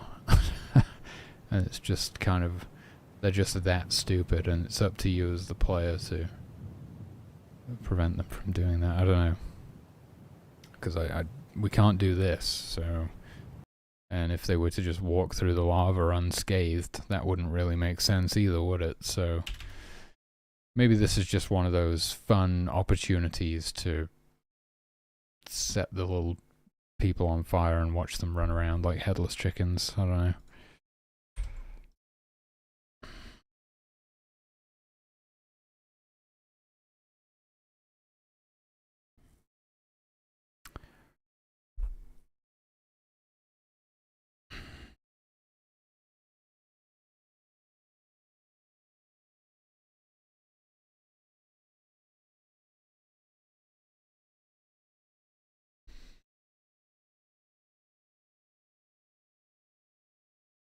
So here's the other option. No streams in hell. Just get rid of them completely. And we make the volcano. And we have volcanoes instead of streams. Not instead of streams, but kind of instead of streams, you know what I mean? And yeah, I think that works. That works, because we're already planning on no drinking water there. The only way to get water is with miracles. And we can have these cool active volcanoes that are like raining down lava bombs or whatever they're called, and setting people on fire if they get hit, or setting tents on fire if they get hit, whatever. We probably don't want them too close to camp like that. That would be pretty insane. But I've wanted to put volcanoes in the game for a while. We could possibly use them in some other level too, like maybe the tropical island has a volcano in the middle or something. Yeah, it could be an interesting new construct type.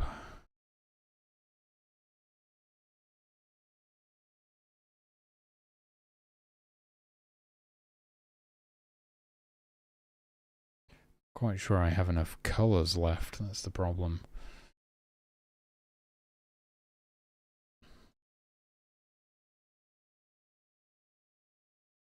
The shrines are already blending in with the backgrounds, but I haven't drawn the new sprites for them yet, so...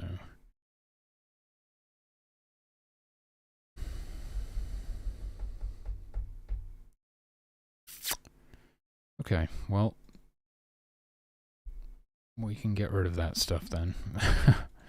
We don't even need the sprites or anything.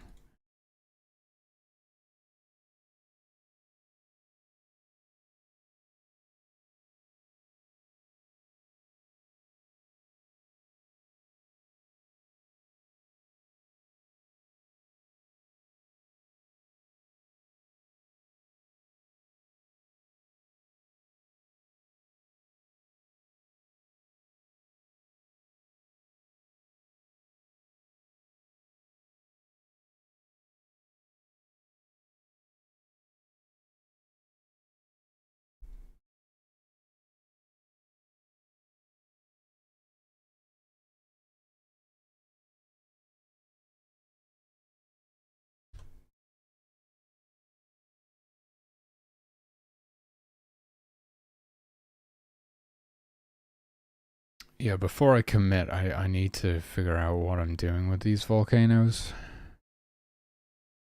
I'm pretty sure I know what I'm doing with them. They're basically just these little fireball emitters that rain down these fireballs that can set things on fire, right? Basically it, and we just sort of have them dotted around the map and they can pose a threat. I think... Oh, probably they should... Right. That's the thing. They shouldn't be continuously erupting. They should occasionally erupt, right? It's an active volcano and you never know when it's going to go off, right? That way you could have them spawn quite close to camp. You know, you could have camp right next to one of them. But it's not constantly going to be raining fire down on everybody. But you know, at some point, any minute, you know, it could erupt. That's cool. Yeah. And the difference is we could you know, throw one of them into an earlier level tropical island or something with a volcano on it. That's always a good meme, isn't it? But the hell world could have several of them, and that's kind of the difference. Is just there's a lot of volcanoes in the hell world and no streams, as we have now decided. And the creatures, they would just be creatures that don't drink. And I'm not sure they would even hunt or fight each other. They could still fight each other. That would be infighting, but I think the thing is, you know, it would make them more of a threat if they didn't. It's like they don't need to eat or drink, and they don't fight each other. They only exist for the sole purpose of killing you. Right, that does make them quite a lot scarier than the normal sort of animals found in the other worlds.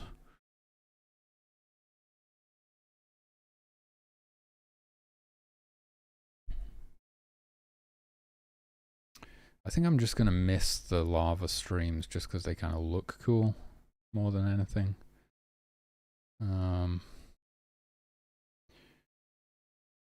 I could have...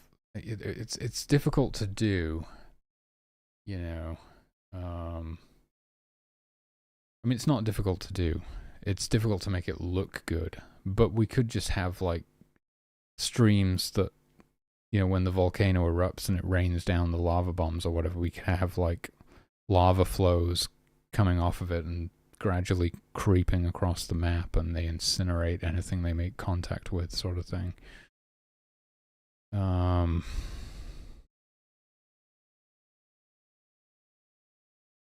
Again, we could wind up with the same problem if we add them to the navigation grid of them rendering certain areas inaccessible.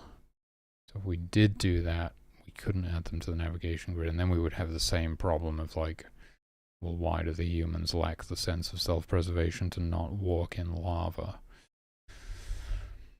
Everything's pointing to not having lava streams, isn't it? But active volcanoes I think we can do, and those will be pretty cool.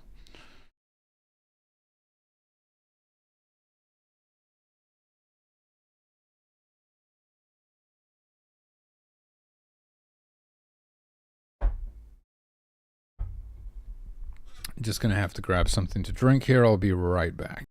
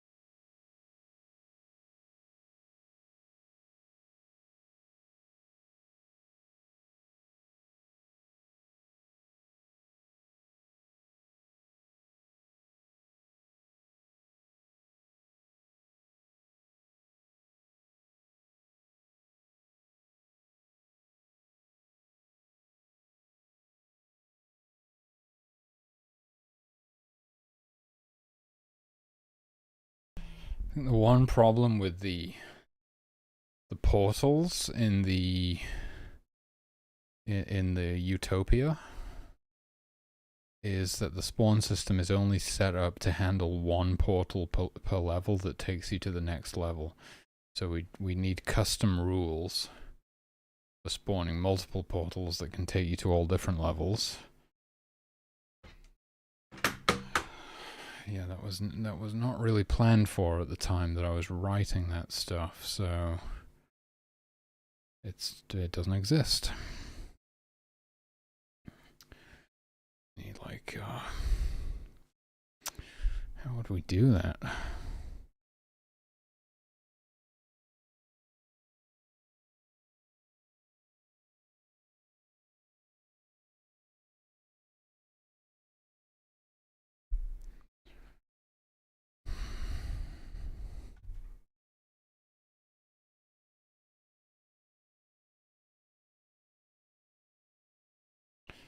Spawn portal.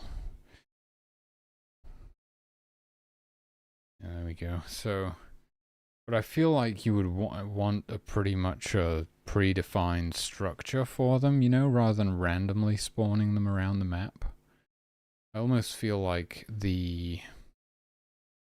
well, I don't really want to have to draw it by hand, but it's kind of like the Utopia level would have preset portal placements. So we would basically, the easiest way for me to do it is just write custom rules that place coordinates at specific what did I just say? Place portals at predefined coordinates, right?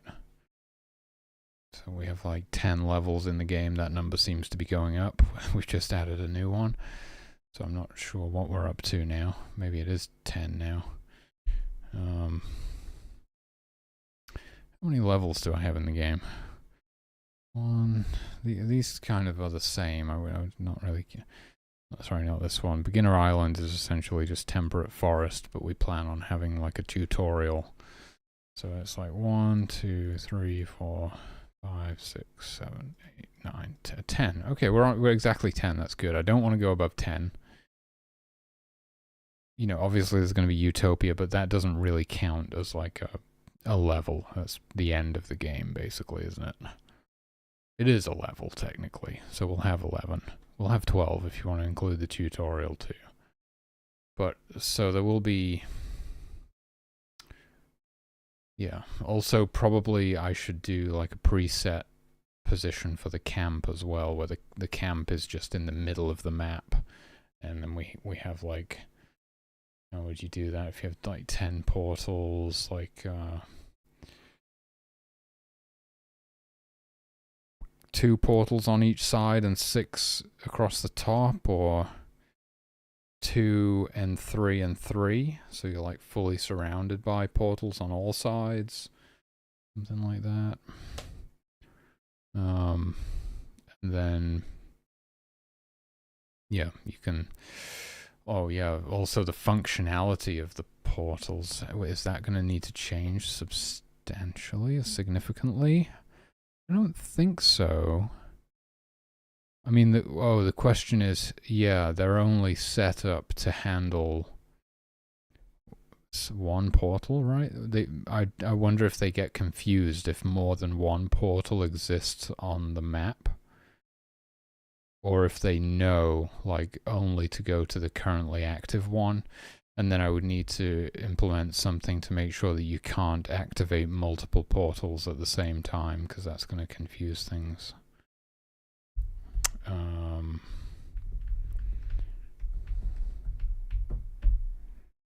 I mean, it might not be the end of the world if you can activate multiple portals at the same time, because the humans are just going to continue going to whichever one you activated first, I believe.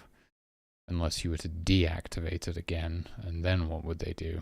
Would they kind of default to going to the remaining active one? If you had 2 of them active and you deactivated one, would they then go to the other one? I'm not totally sure how all of that would work right now, but that's all the sort of stuff that we have to figure out if we want to do that, if we want to have multiple portals in the same level, because it was only ever planned for it to be like the level exit, basically, that takes you to the next level. It seems pretty easy to adapt the spawn system for what I want, because instead of just doing the pseudo randomization of the placement of everything, I just punch in some predefined coordinates and lay everything out like I want it to be. We can still do a procedurally generated level as long as we're confining everything close enough to the center of the map. We won't have any issues because it's only really the coastlines that change. And then, yeah, we just got to kind of figure all this other stuff out.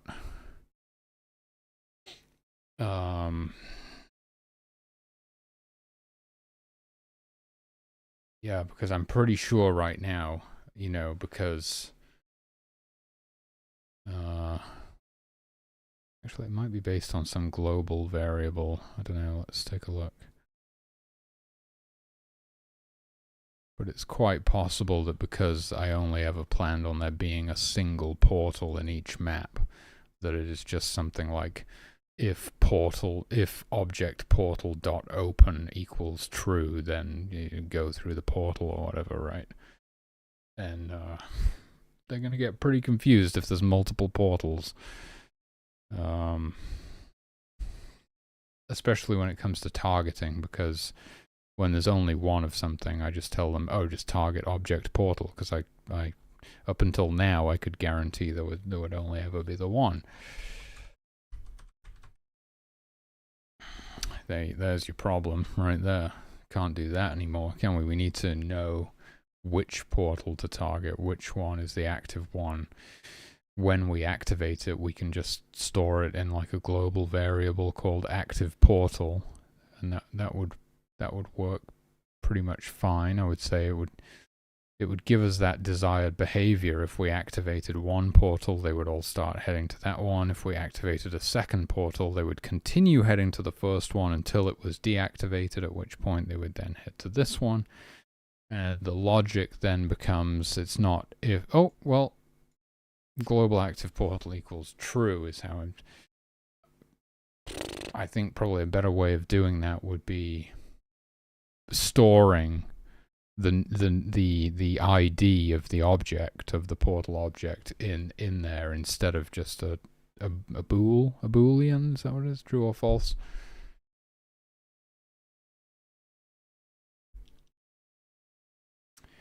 So it would be more like an instance exists, as long as we, well,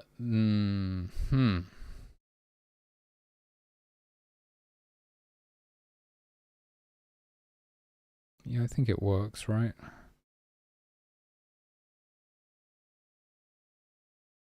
Oh, but then you have, okay, here's where it gets really crazy, right? What if you, I know what would happen. It would still work, but it wouldn't make sense. What if you send half of the tribe through one portal and then half of the tribe through a different portal? They would all still wind up on the level that you transition to, which is going to be dictated by the second portal, or whichever portal the last human passes through. So they would all still wind up on the correct level, and it's not like you would lose half of your humans or something.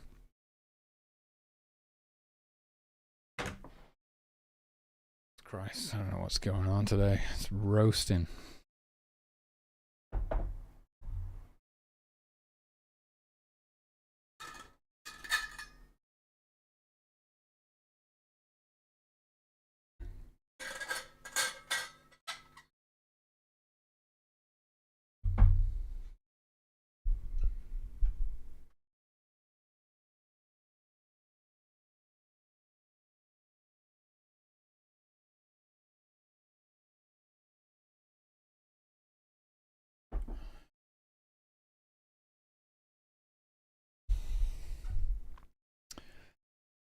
So yeah, it's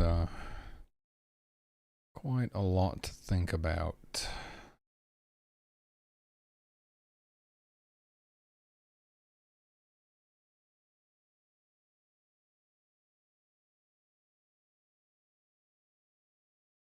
Would be nice to have multi-directional portals. Again, there's a lot more work involved in that. Getting the effects to show up in the right places, getting the humans to enter the portal from the right side, and everything depending which side the stairs are on. But it would be nice. It would be nice to be able to have them face different directions and stuff. Particularly just the way that I envision it for the final level is like, you know, the portals to the left and right would be like facing this way, the portals above facing this way. Wouldn't be able to do that unless I did all of the work necessary to do that.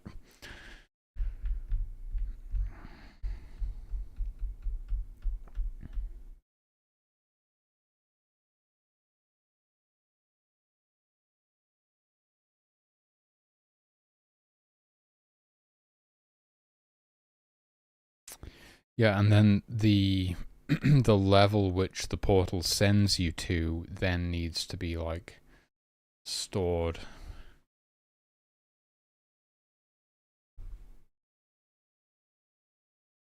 within the portal itself, or right now it's a global variable that contains the next level based on which level you are currently in.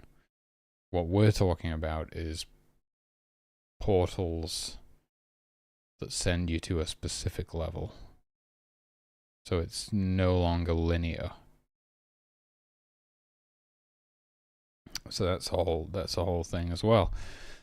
Yeah, because I wasn't planning on any of this at the time when I made portals. Okay.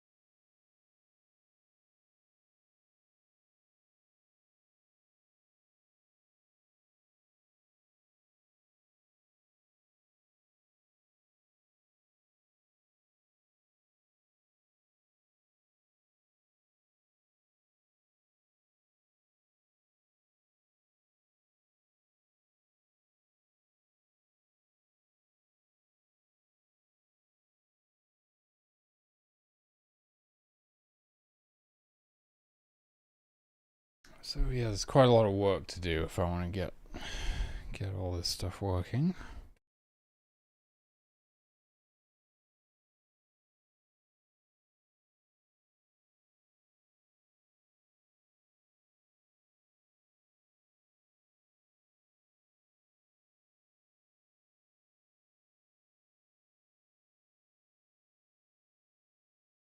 Simple solution, I could redesign the portals so they're kind of omnidirectional and you can enter them from any side.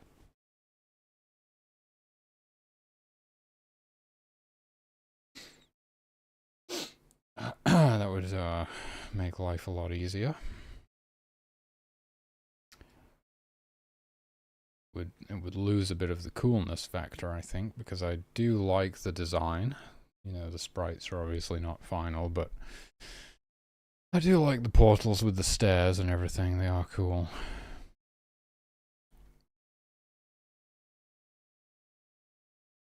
You could just imagine this from, you know, 8 different angles.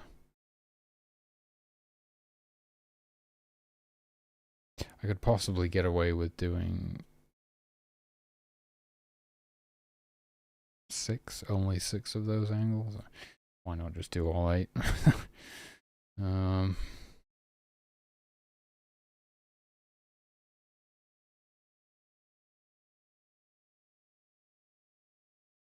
Right, but we have those little fires that ignite on each corner, and the placement of those is going to change depending on the direction of the portal.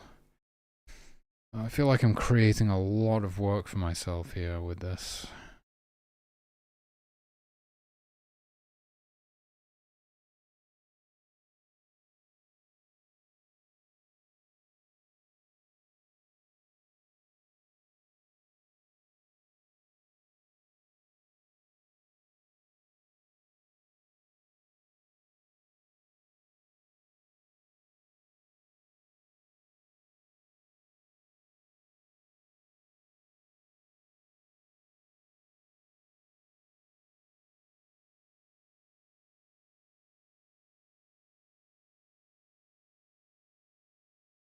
I'd say it's hard to justify working on any of that stuff right now when there's a lot of stuff that comes before that that is necessary.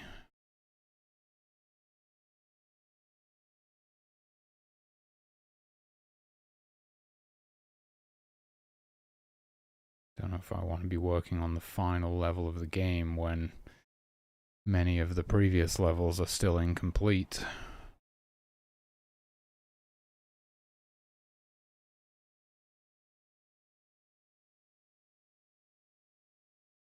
I don't really know what I want to be doing right now. I'm in limbo. I'm definitely a little bit directionless. Things were a lot simpler when I was on the sprite train. I just had a very clear objective of keep drawing more sprites. This is all a bit directionless. I'm still figuring things out.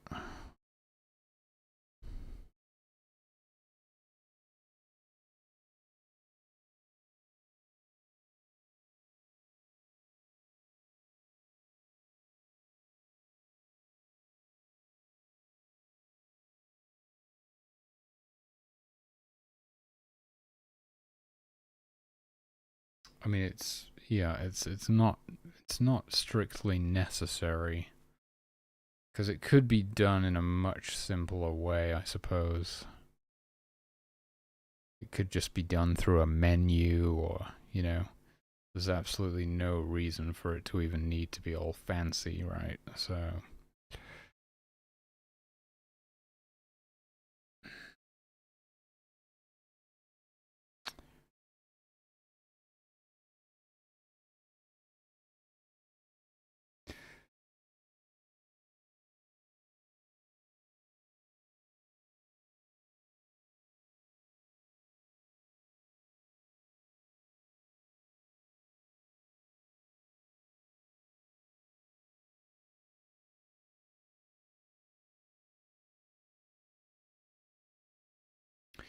I already have a list of levels.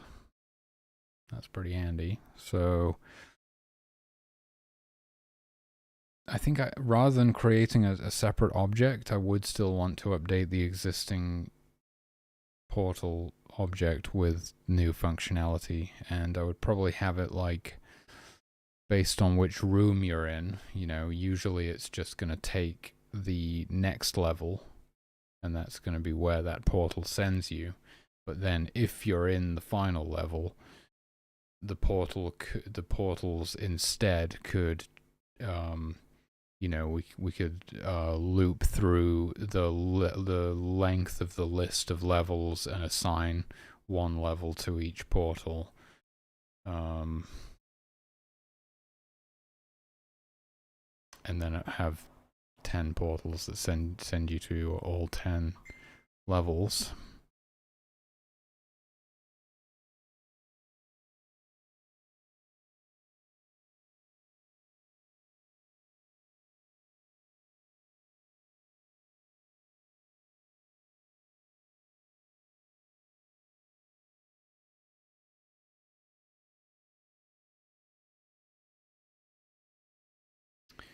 And then there would need to be some sort of an update with the human code, depending on which level you loaded it into. Like the humans would need to know which portal they've gone through and which level they're supposed to be showing up in.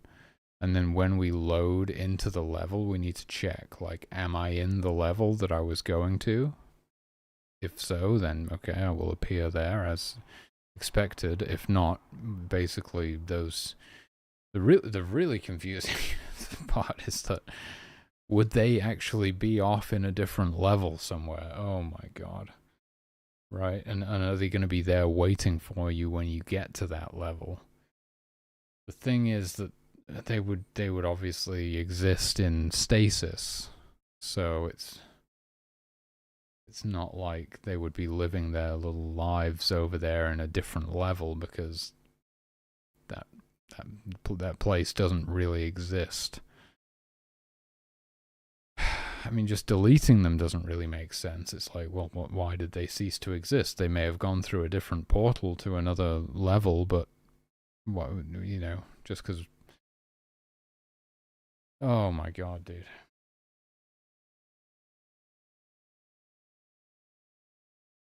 Okay, simplest solution. Here we go. You can only activate one portal at once. There we go. Problem solved. Okay. So if there already is an active portal, you can't activate. Well, that doesn't actually solve the problem, because half of them can go through a portal. You can deactivate it and then activate a different one.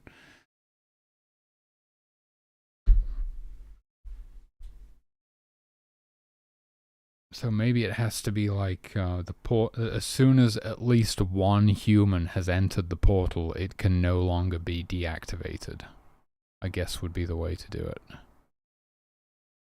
So you can't activate multiple portals, and you can't deactivate the currently active portal if any humans have entered it.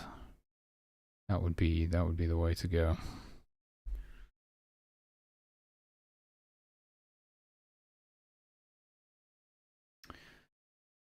Right. Okay, so that's how you would do all that. Basically, I'm probably overlooking some things, but that's basically it.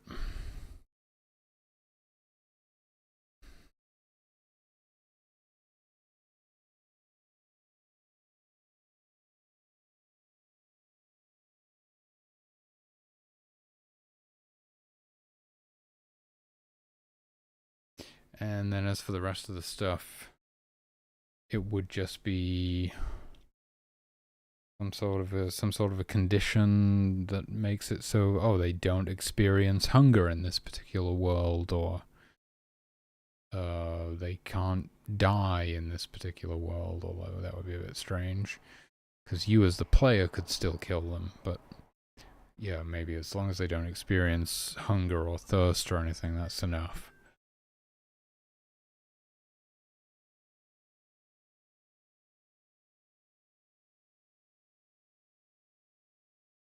And there's no hostile creatures there or whatever. I just gotta check out this auction. I think I'm gonna throw down a bid on this one. Don't want to go too crazy, but at the same time... Oh god, wait a minute.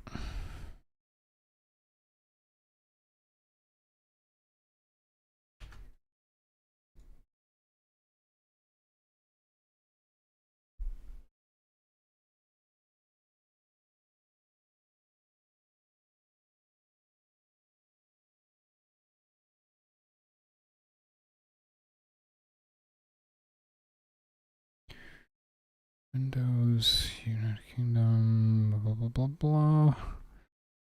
Okay, looks like that's the only release. I actually have one on the shelf.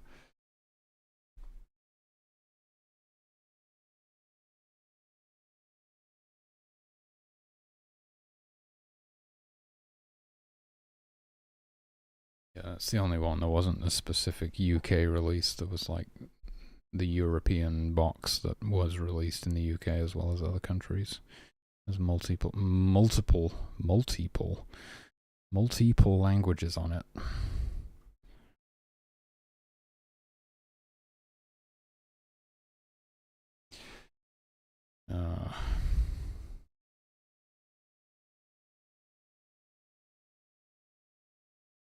Very much doubt I'll get this, but I'll throw down a bid. Why not? Why not?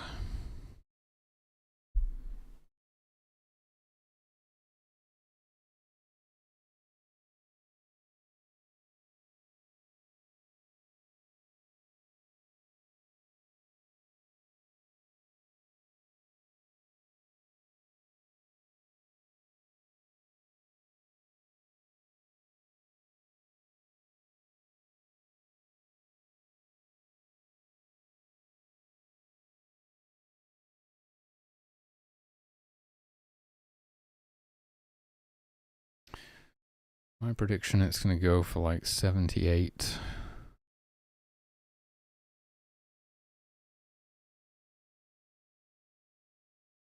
I had the money, I would just throw down 100, but I don't.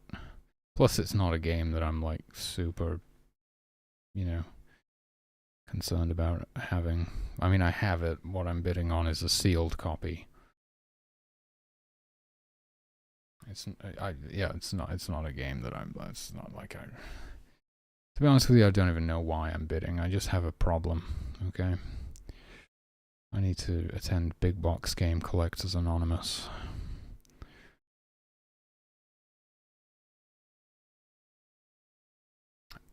Maybe I just shouldn't bid. I'm more hopeful that somebody outbids me because I don't really want. Like, what am I even doing? You know. It's not a game that I'm really after.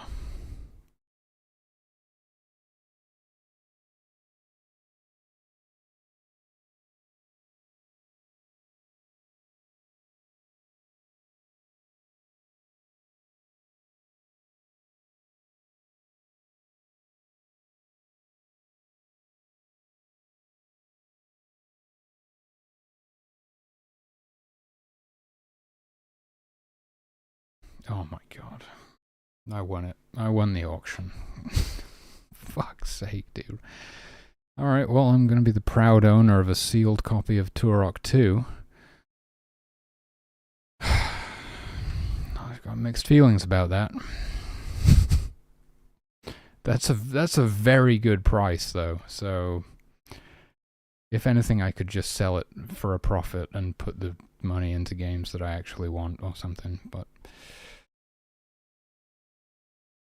don't ask me, dude. I have a mental disorder.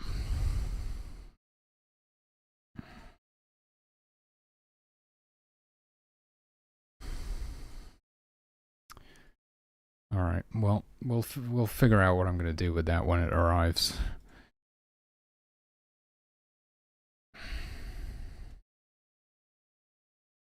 I'll either sell my existing copy and keep the sealed one, or I'll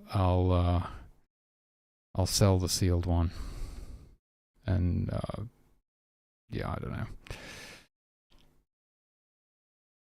I'm very surprised that I won it. Actually, I put in a really low bid.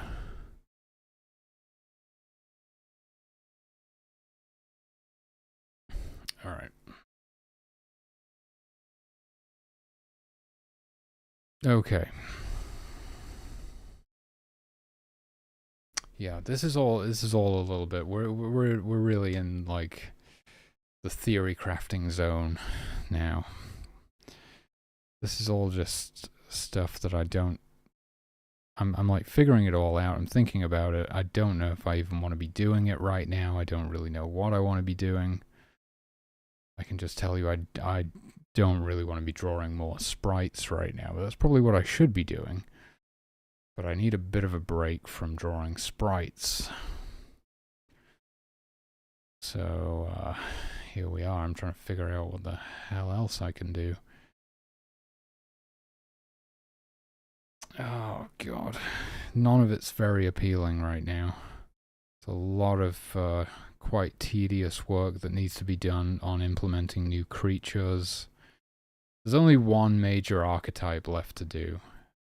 And once that's done, it's still a lot, but it's kind of plain sailing from there, because everything else is just like a reskinned version of those 6 major creature types with, you know, slightly different stats. So it's not too bad. But it is pretty bad, though, mainly due to GameMaker's lack of inheritance, which, yeah, it's just a nightmare. Lots of duplicate code. And I really want to make sure that all of the creature code is, thanks for the busy. I want to make sure the creature code is locked in before I start adding new creatures, because of the duplicate code. Oh, God.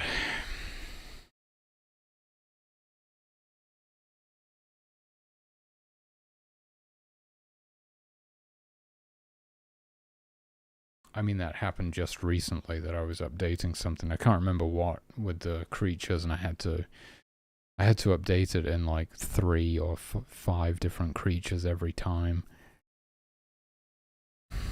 It's possible I could spend some time maybe offloading stuff into scripts, maybe, before I start adding new creatures.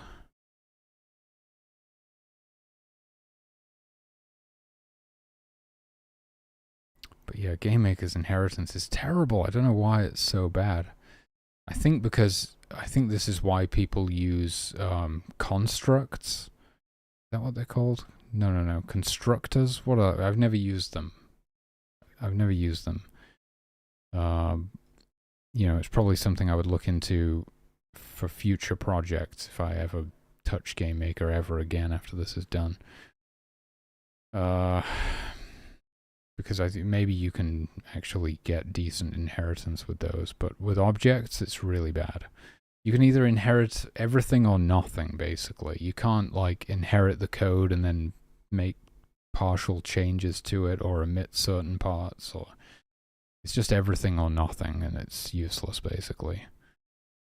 So I can't have, like, my generic animal code that they all inherit and then add certain parts and remove certain parts based on the creature type or whatever. So it's just really bad. It's my own fault for trying to make this game in GameMaker. But hey, we live and learn. I just really want to get it done. I mean, this was really the project that I used to learn to code, basically. Learn to code with this game. And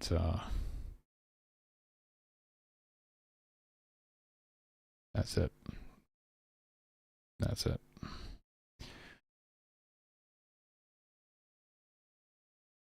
And now I'm 3 years in, and I just kind of want to finish it, and then I can be done with it. But there's still probably another 3 years to go, realistically, so that's not happening anytime soon.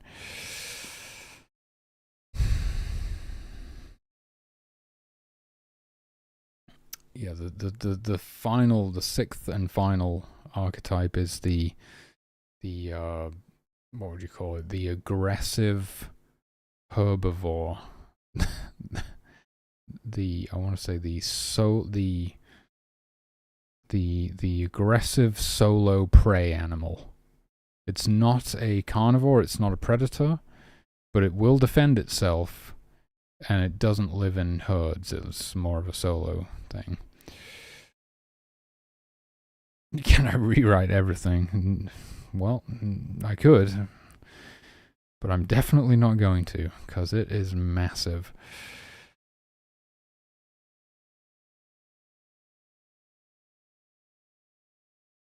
Now there's no chance of that at this stage. Although, I mean, I've probably rewritten at least half of it. You know, there's been a lot of refactoring over the years. I have a lot of it has been rewritten one, if not multiple times.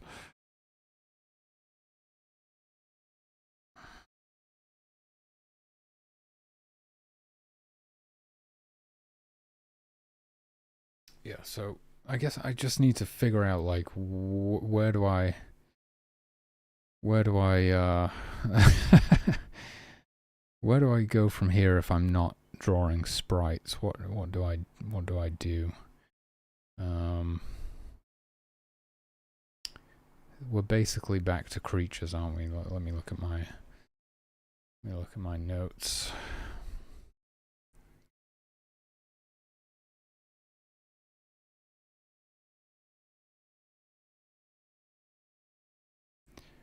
Yeah, I mean, there's just like little bits of polish here and there.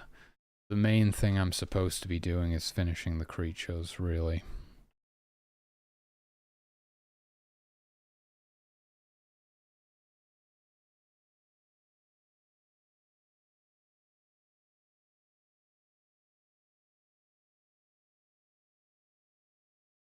Wait, didn't I do that? I think I've done that. Distribute miracle tree spawns over multiple steps. I'm pretty sure I did that.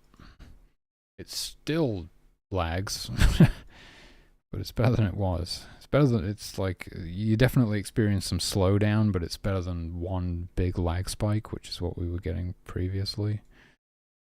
I don't know, I can probably tune it a little bit more. I don't know why the trees are so, like, performance heavy.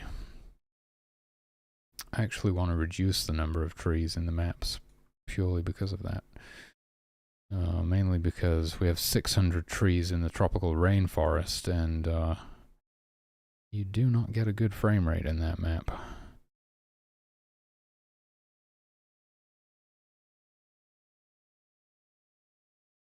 Around 600. Wait, how many trees do I have? Maybe it's more than 600. Yeah, if I've got 600 in the boreal forest, it's definitely... Wait a minute, 600 in the tropical rainforest. What's going on here? Why have I got more trees in the wait a minute, what? I have the same amount of trees. Oh, geez, we really are screwed, aren't we?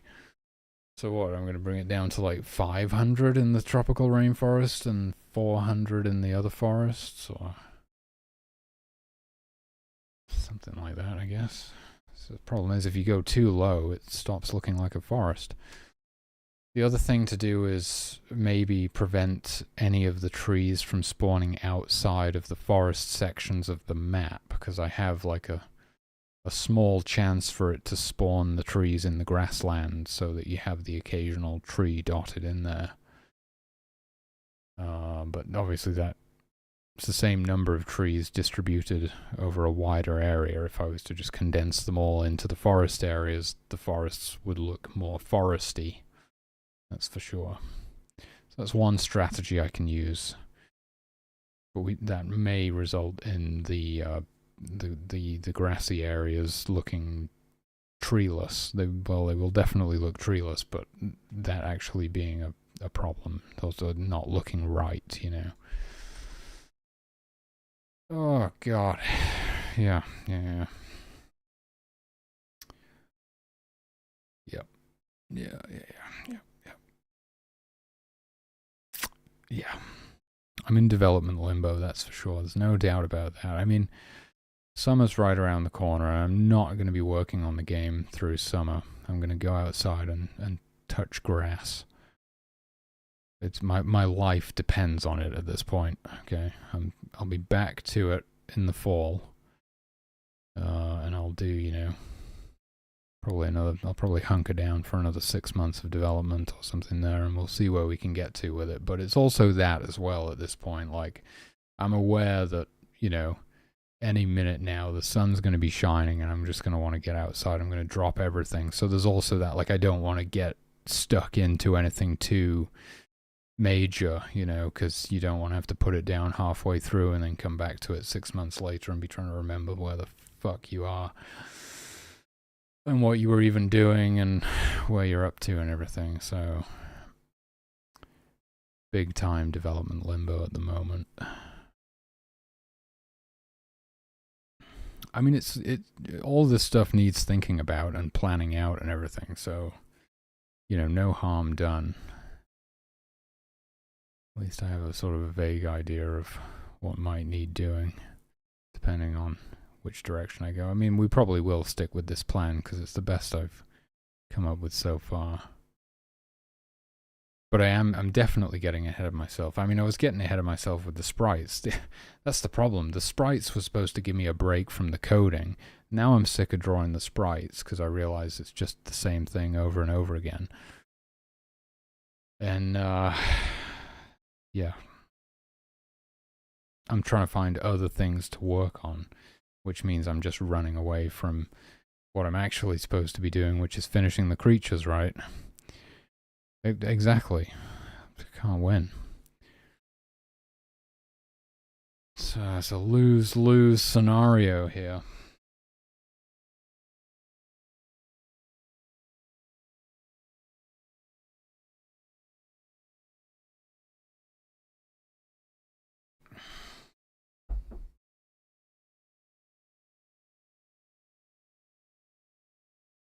So if I think about it realistically, I'm going to have to add multiplayer. Yeah. You nailed it. No, definitely not. Absolutely not.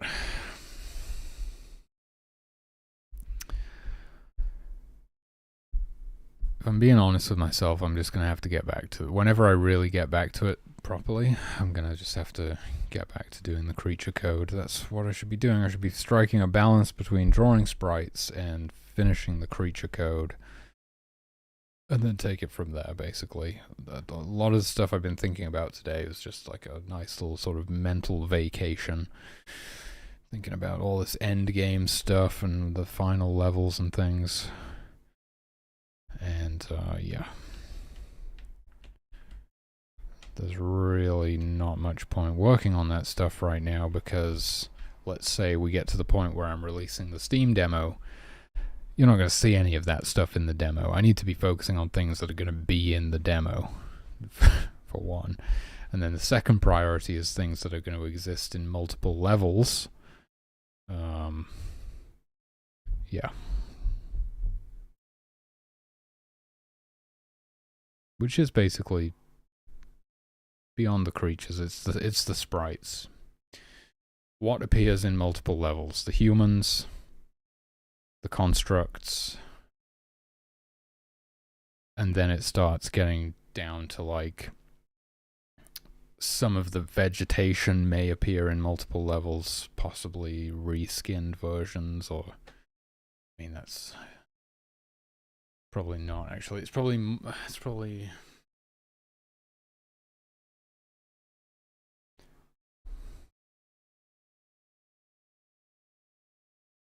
more of the creatures get reused. I think the plants for each level are going to be more unique, but the creatures you can obviously, like, you can have a bear in one level and then turn it white and you've got a polar bear for another level. You can have a fox and an Arctic fox. You can have I'm running out of examples, but I'm sure there's going to be more that can be reused in multiple levels.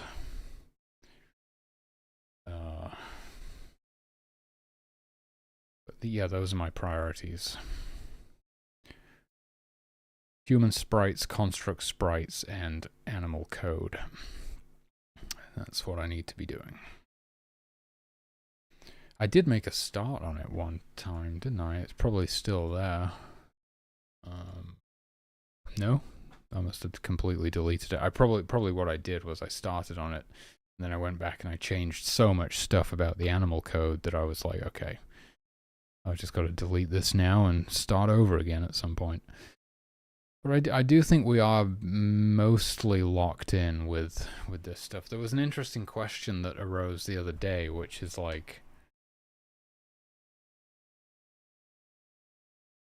creatures hunting, like predators hunting other predators of packs, or that live in packs, is a thing, right?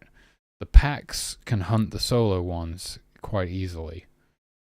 The solo ones can't really hunt the packs as easily. That's the thing.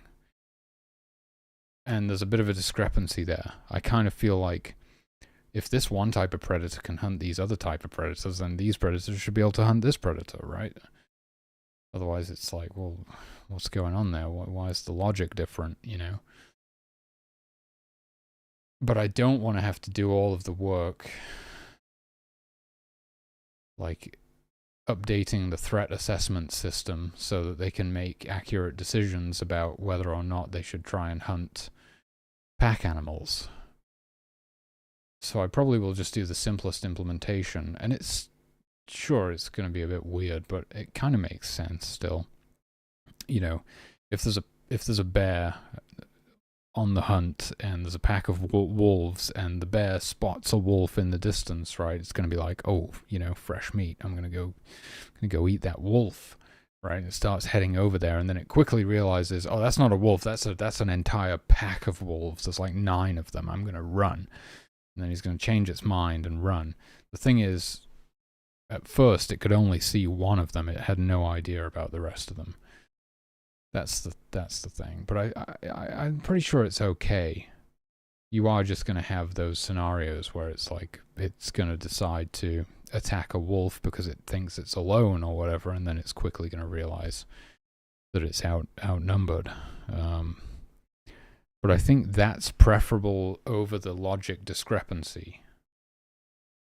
Right, and this is all the stuff I've got to get locked in, because as soon as I start adding new creatures, there's going to be so much duplicate code, it's going to get absolutely out of hand if it's not locked in. I can't be going in and updating code in 20 different objects every time I need to change anything, right? It's got to be finalized. So, yeah, we got to try. I think we got to try that, or I think that's how it's got to be. You know, it just has terrible inheritance. That's the problem with it. It's not like C# where this would be so much easier. Composition? I don't even know what composition means. What I could potentially do is offload things into scripts and use scripts, but that's not something I've been doing, and it's still going to be a messy solution. Yeah, and inconsistent from how I've been doing things so far. So I'd almost want to, if I was going to do that, I want to convert everything to work like that. Well, that wouldn't make sense though, because like there's no need to do that except for with the creatures, because the only other ones are the humans, and it's not like there's other types of humans. There's just humans. But it would be more like that it would look different, which is fine. I suppose it's just my own OCD that means I have a problem with that. Yeah, there could be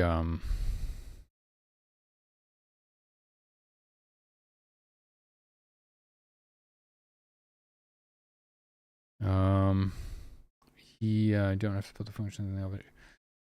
Yeah, you might be onto something there. Because I've thought about this before. I had that realization, like, why am I defining these functions over and over again in all of the different objects when they could just be like stored globally and defined once at the beginning and then used by all these different objects. Yeah, that is smart. That's probably what I need to do, isn't it? So we need like some other object or something somewhere defines all these functions and stores them. I don't know how it works exactly. Well, functions already are global, aren't they? So they already work like global variables. So just defining all of the functions once at the beginning of the game, and then having the creatures call the functions, right? That's how it would go. Yeah, I got to think about that. I got to think about how I would do that, because that would really help.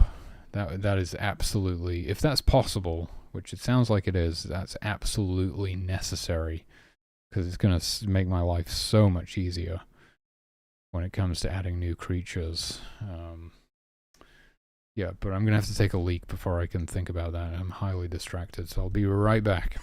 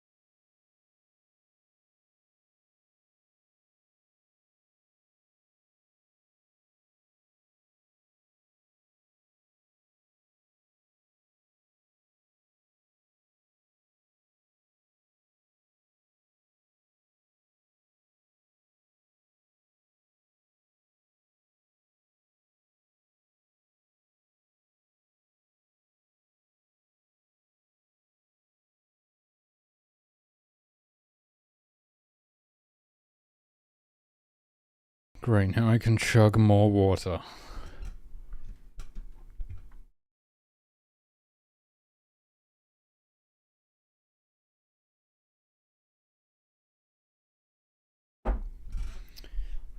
So the question is, how universal are these functions? Because some of them may not be universal at all. That's the problem.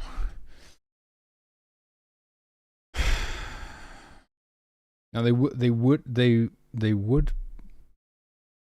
I think there's a high likelihood that they'll be universal, at least within the archetype. So all of the sort of sub creatures of that specific archetype could share them. No. Right. Yeah. This is, see, what I'm doing is I'm storing them all in local variables on the object instead of storing them all in global variables and just defining them all once at the beginning of the game, right? And then those can kind of be shared between all of the different creatures, assuming that they are global, but I don't think they are. They're not. I mean, they're not. That's the problem. Like the wolf's sleeping state function is not the same as the bear's sleeping state function or the fox's sleeping state function. In fact, they're all completely unique. And oh boy, as we add more creatures, they're all going to have more unique a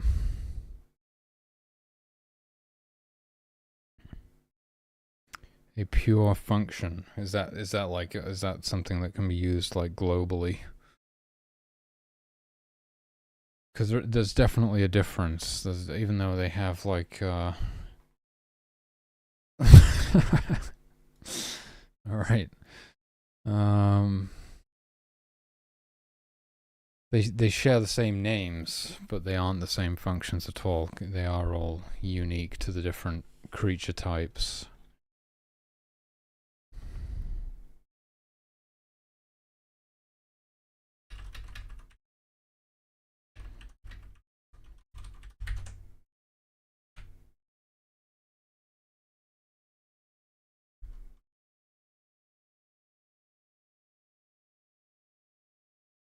In programming, a pure function always returns the same output for the same input and has no side effects.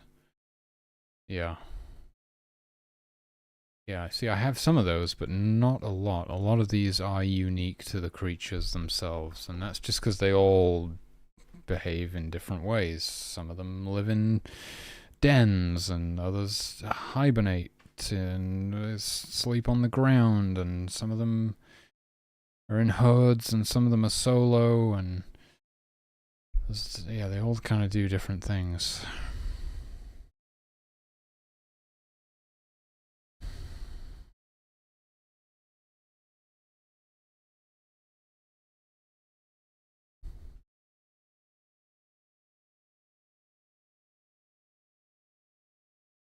Which is why I guess we just sort of need to be locked in.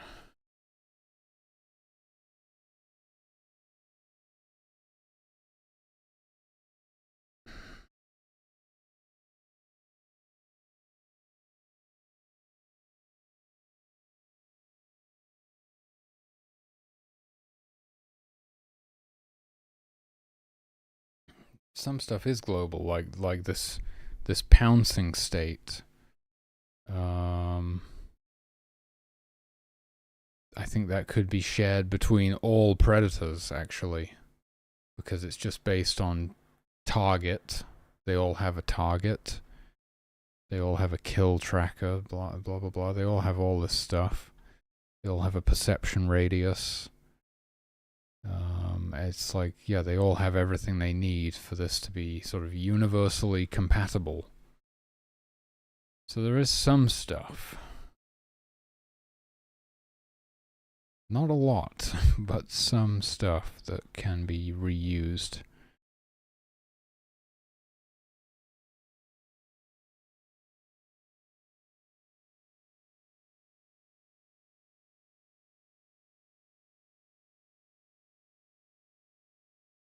burning. They all behave the same if they're on fire. Yeah.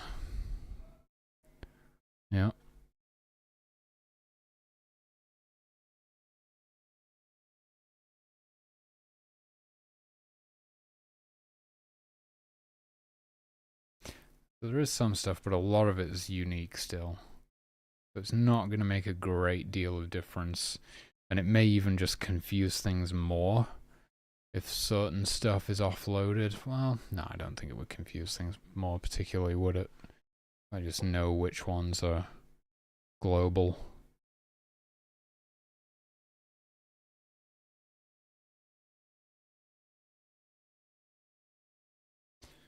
Yeah, maybe offloading a few of them, the ones that I can, would be a good idea. I don't really know for sure, but see how maybe that would be a good idea.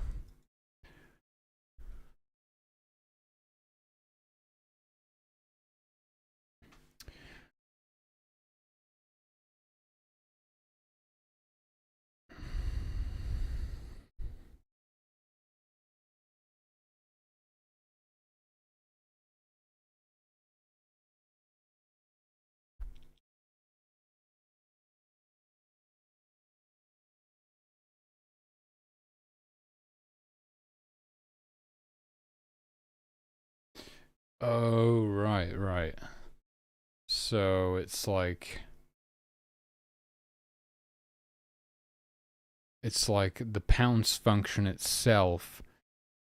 Within the pounce function itself, it's set up to handle all of the different creatures that could be pouncing. So it's like a universal pounce thing, but it's like, oh, in this case it's a wolf pouncing, and in this case it's a bear, etc. Yeah, interesting. That makes a lot of sense. Yeah. See, these are just things that you don't know when you start out.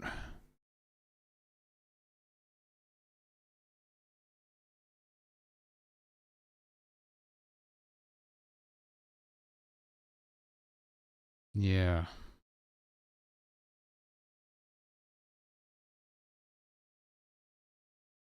Right. Well, I mean, pounce is a bad example in this case because it is exactly the same for all of them. But for example, something like sleeping, some of them sleep in a den and some of them just sleep on the ground. Some of them are nocturnal, some of them are not. You know, there's a lot. So you could have the sleeping one, and then depending on the type of creature that's sleeping, it's different. And then it's all built into this one function. It's all localized in one place, and it handles everything. It just makes so much sense. But that's like a realization that you wouldn't have until like years down the line of banging your head against the wall, unless you're actually smart, unlike me, and you learn this stuff up front. But that just boggles the mind. I don't know how people can do that. They spend like 10 years actually learning how to code before they try and make anything. It makes sense because then you'll know how to make the thing when you finally get to that point. But for me, unless I actually like have the thing that I'm trying to make, then I just have no motivation to learn. It's like okay, I want to make this thing. How do I do that? That gives me the reason to learn. I can't just be learning. It feels so aimless when it's like, oh, I'm just learning about how the language works and and sort of general like logic like that.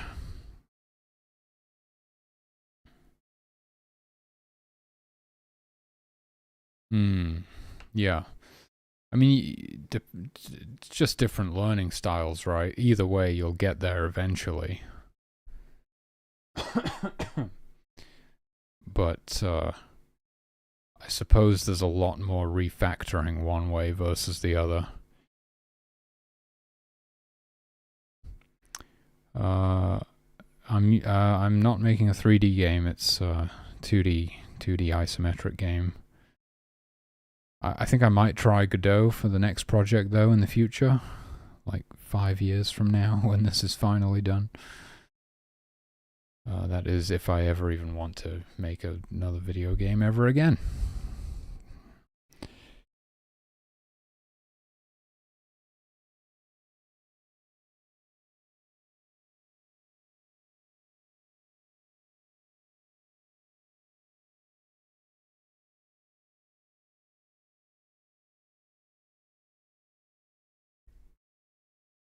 The reason I decided to use GameMaker is just because I happened to know a little bit of GML, and I was using the work with what you've got logic. I was like, I want to see if I can build a life simulation.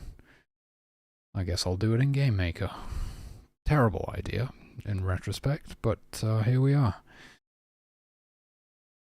Just gonna try and get it finished now, and then I can move on with all of my lessons learned, right?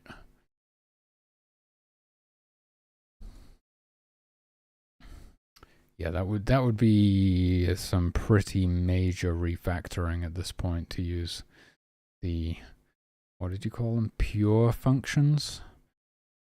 That's a very smart way to do things up front, though. If I'd done it that way from the beginning, that would have been very smart. I don't know if I have it in me to refactor everything into pure functions at this point, but I'll at least think about it. I can tell you that. I'll think about it. Whether I actually do it or not remains to be seen. It does make a lot of sense, though.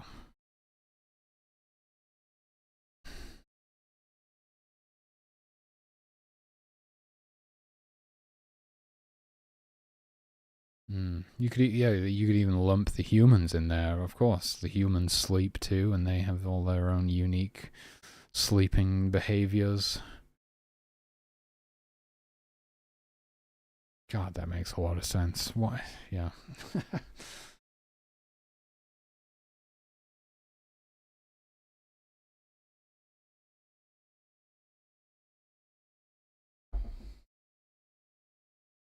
It's kind of crazy how, like, if I was to start a new project, my approach would be so different.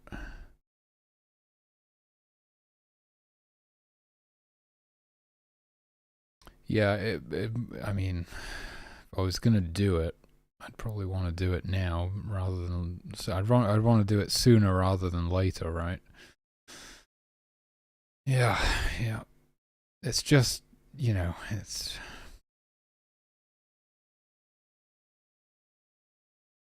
I don't know. Like I say, I'll think about it. I can't tell right now whether that sort of feels worthwhile or not for this project, or whether it's just something I would apply to a new project. Really, it's just a lot of copy paste, isn't it? It's just like moving the existing code and consolidating it in a new place.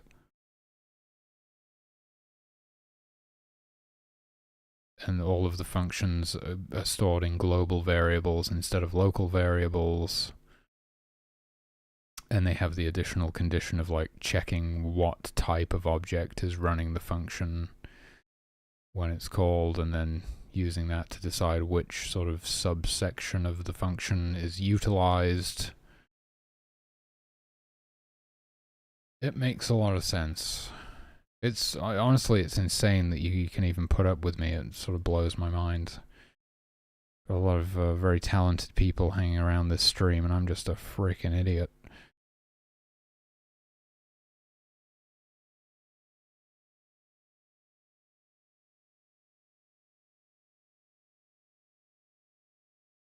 Yeah, it doesn't seem that bad. I'm sure I've refactored things that were much worse.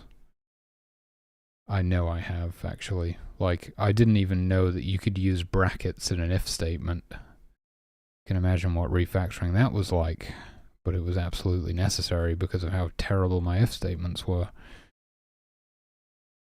I was checking, like, the same thing 10 times over.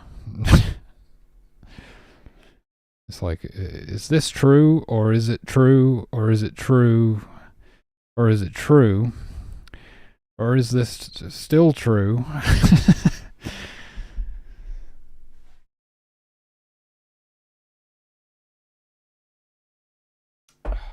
Yeah, that one was pretty rough.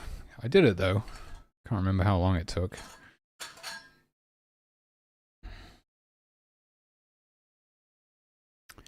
So pure functions.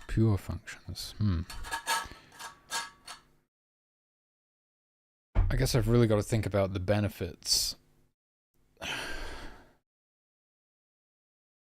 In the long run, I still have to write the same amount of code. You know, all of the unique versions of the same function for all of the different creature types or whatever.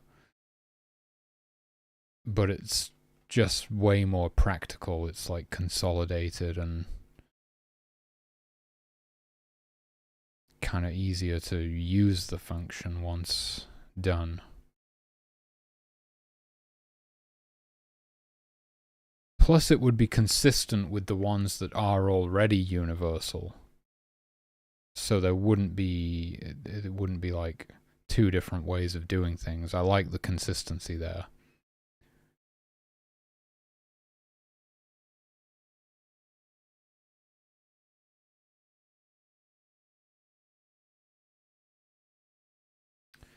And then I guess I would just pass in the ID of the like calling object or whatever, and then use the object index.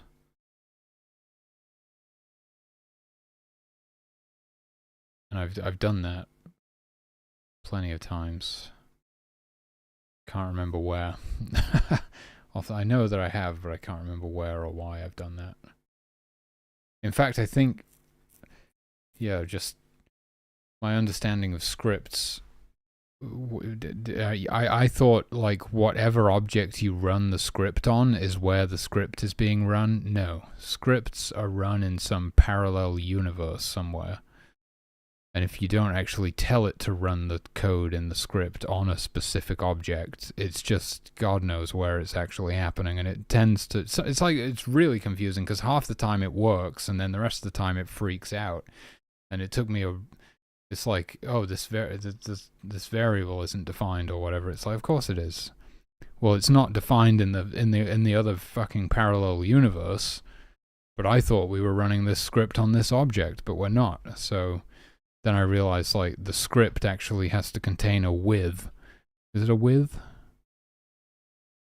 To make sure that the code is actually being executed on the object I think it's being executed on. So I'm passing in the ID of the object. It's like, why in God's name doesn't running a script on an object just run the code on the fucking object?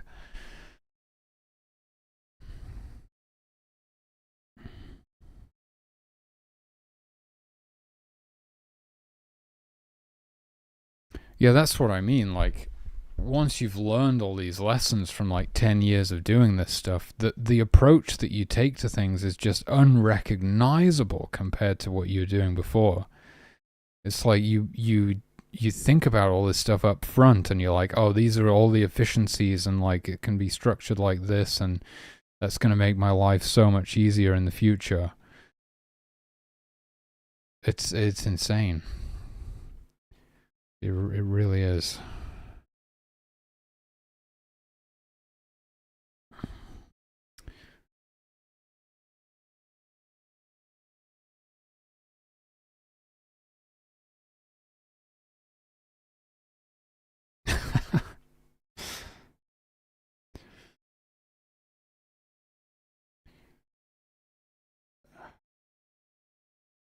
I mean, I think that just comes down to my personality type, really. I just sort of lock in on one thing, basically.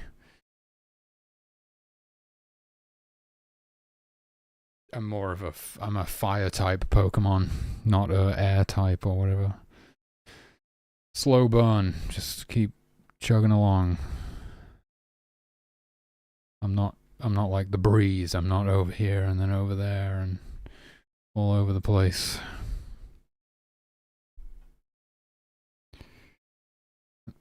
Yeah, that'll take a while to stick for sure. Yeah.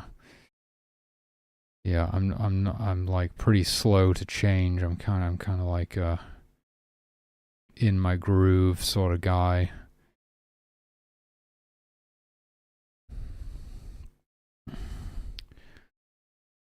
Yeah.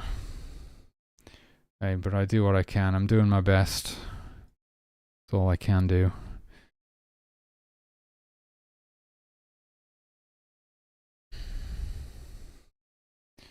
Yeah, it's changed. I have noticed a bit of a change because I used to, like, I do go in cycles now. They're still quite long cycles though, but it's like, I'll do this for however many months, and then maybe I'm more focused on my drumming or something for a bit, and then it comes back around to the game dev, or it's usually like just 2 or 3 things, and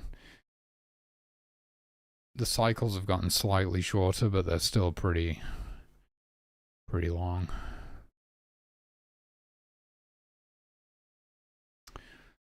Anyway, I'm certainly not doing any of this tonight, but it's been really useful thinking about it all and sort of getting a bit of a plan for the future, definitely. So we'll delve into it at some point, no doubt.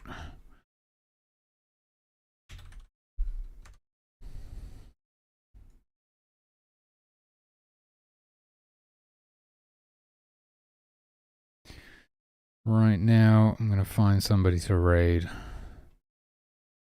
Oh, is nobody doing game development?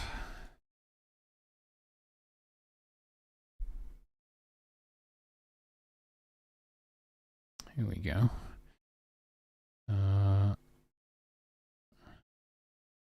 This is either Dantalion Freak, Dantalion Freak. I'm not sure. I've never checked this guy out before. I'm guessing he's like he's a German. He's a German. I guess we'll raid him up because he's also doing GameMaker. And yeah, I'll be back to it at some point in the not so distant future. I'm going to take a day off tomorrow and just chill out. And listen to some tunes, I think. Got a show in mind I want to listen to. So yeah. Well, day off tomorrow. I'll be back to it next week, I guess. God knows why. God knows what keeps me going. I suppose this is not sustainable. I would say this is not sustainable, and yet I keep doing it for some reason. Let's hope it becomes sustainable one day. Or maybe I can actually get the game released, and that will prove viable. I don't know. We'll see.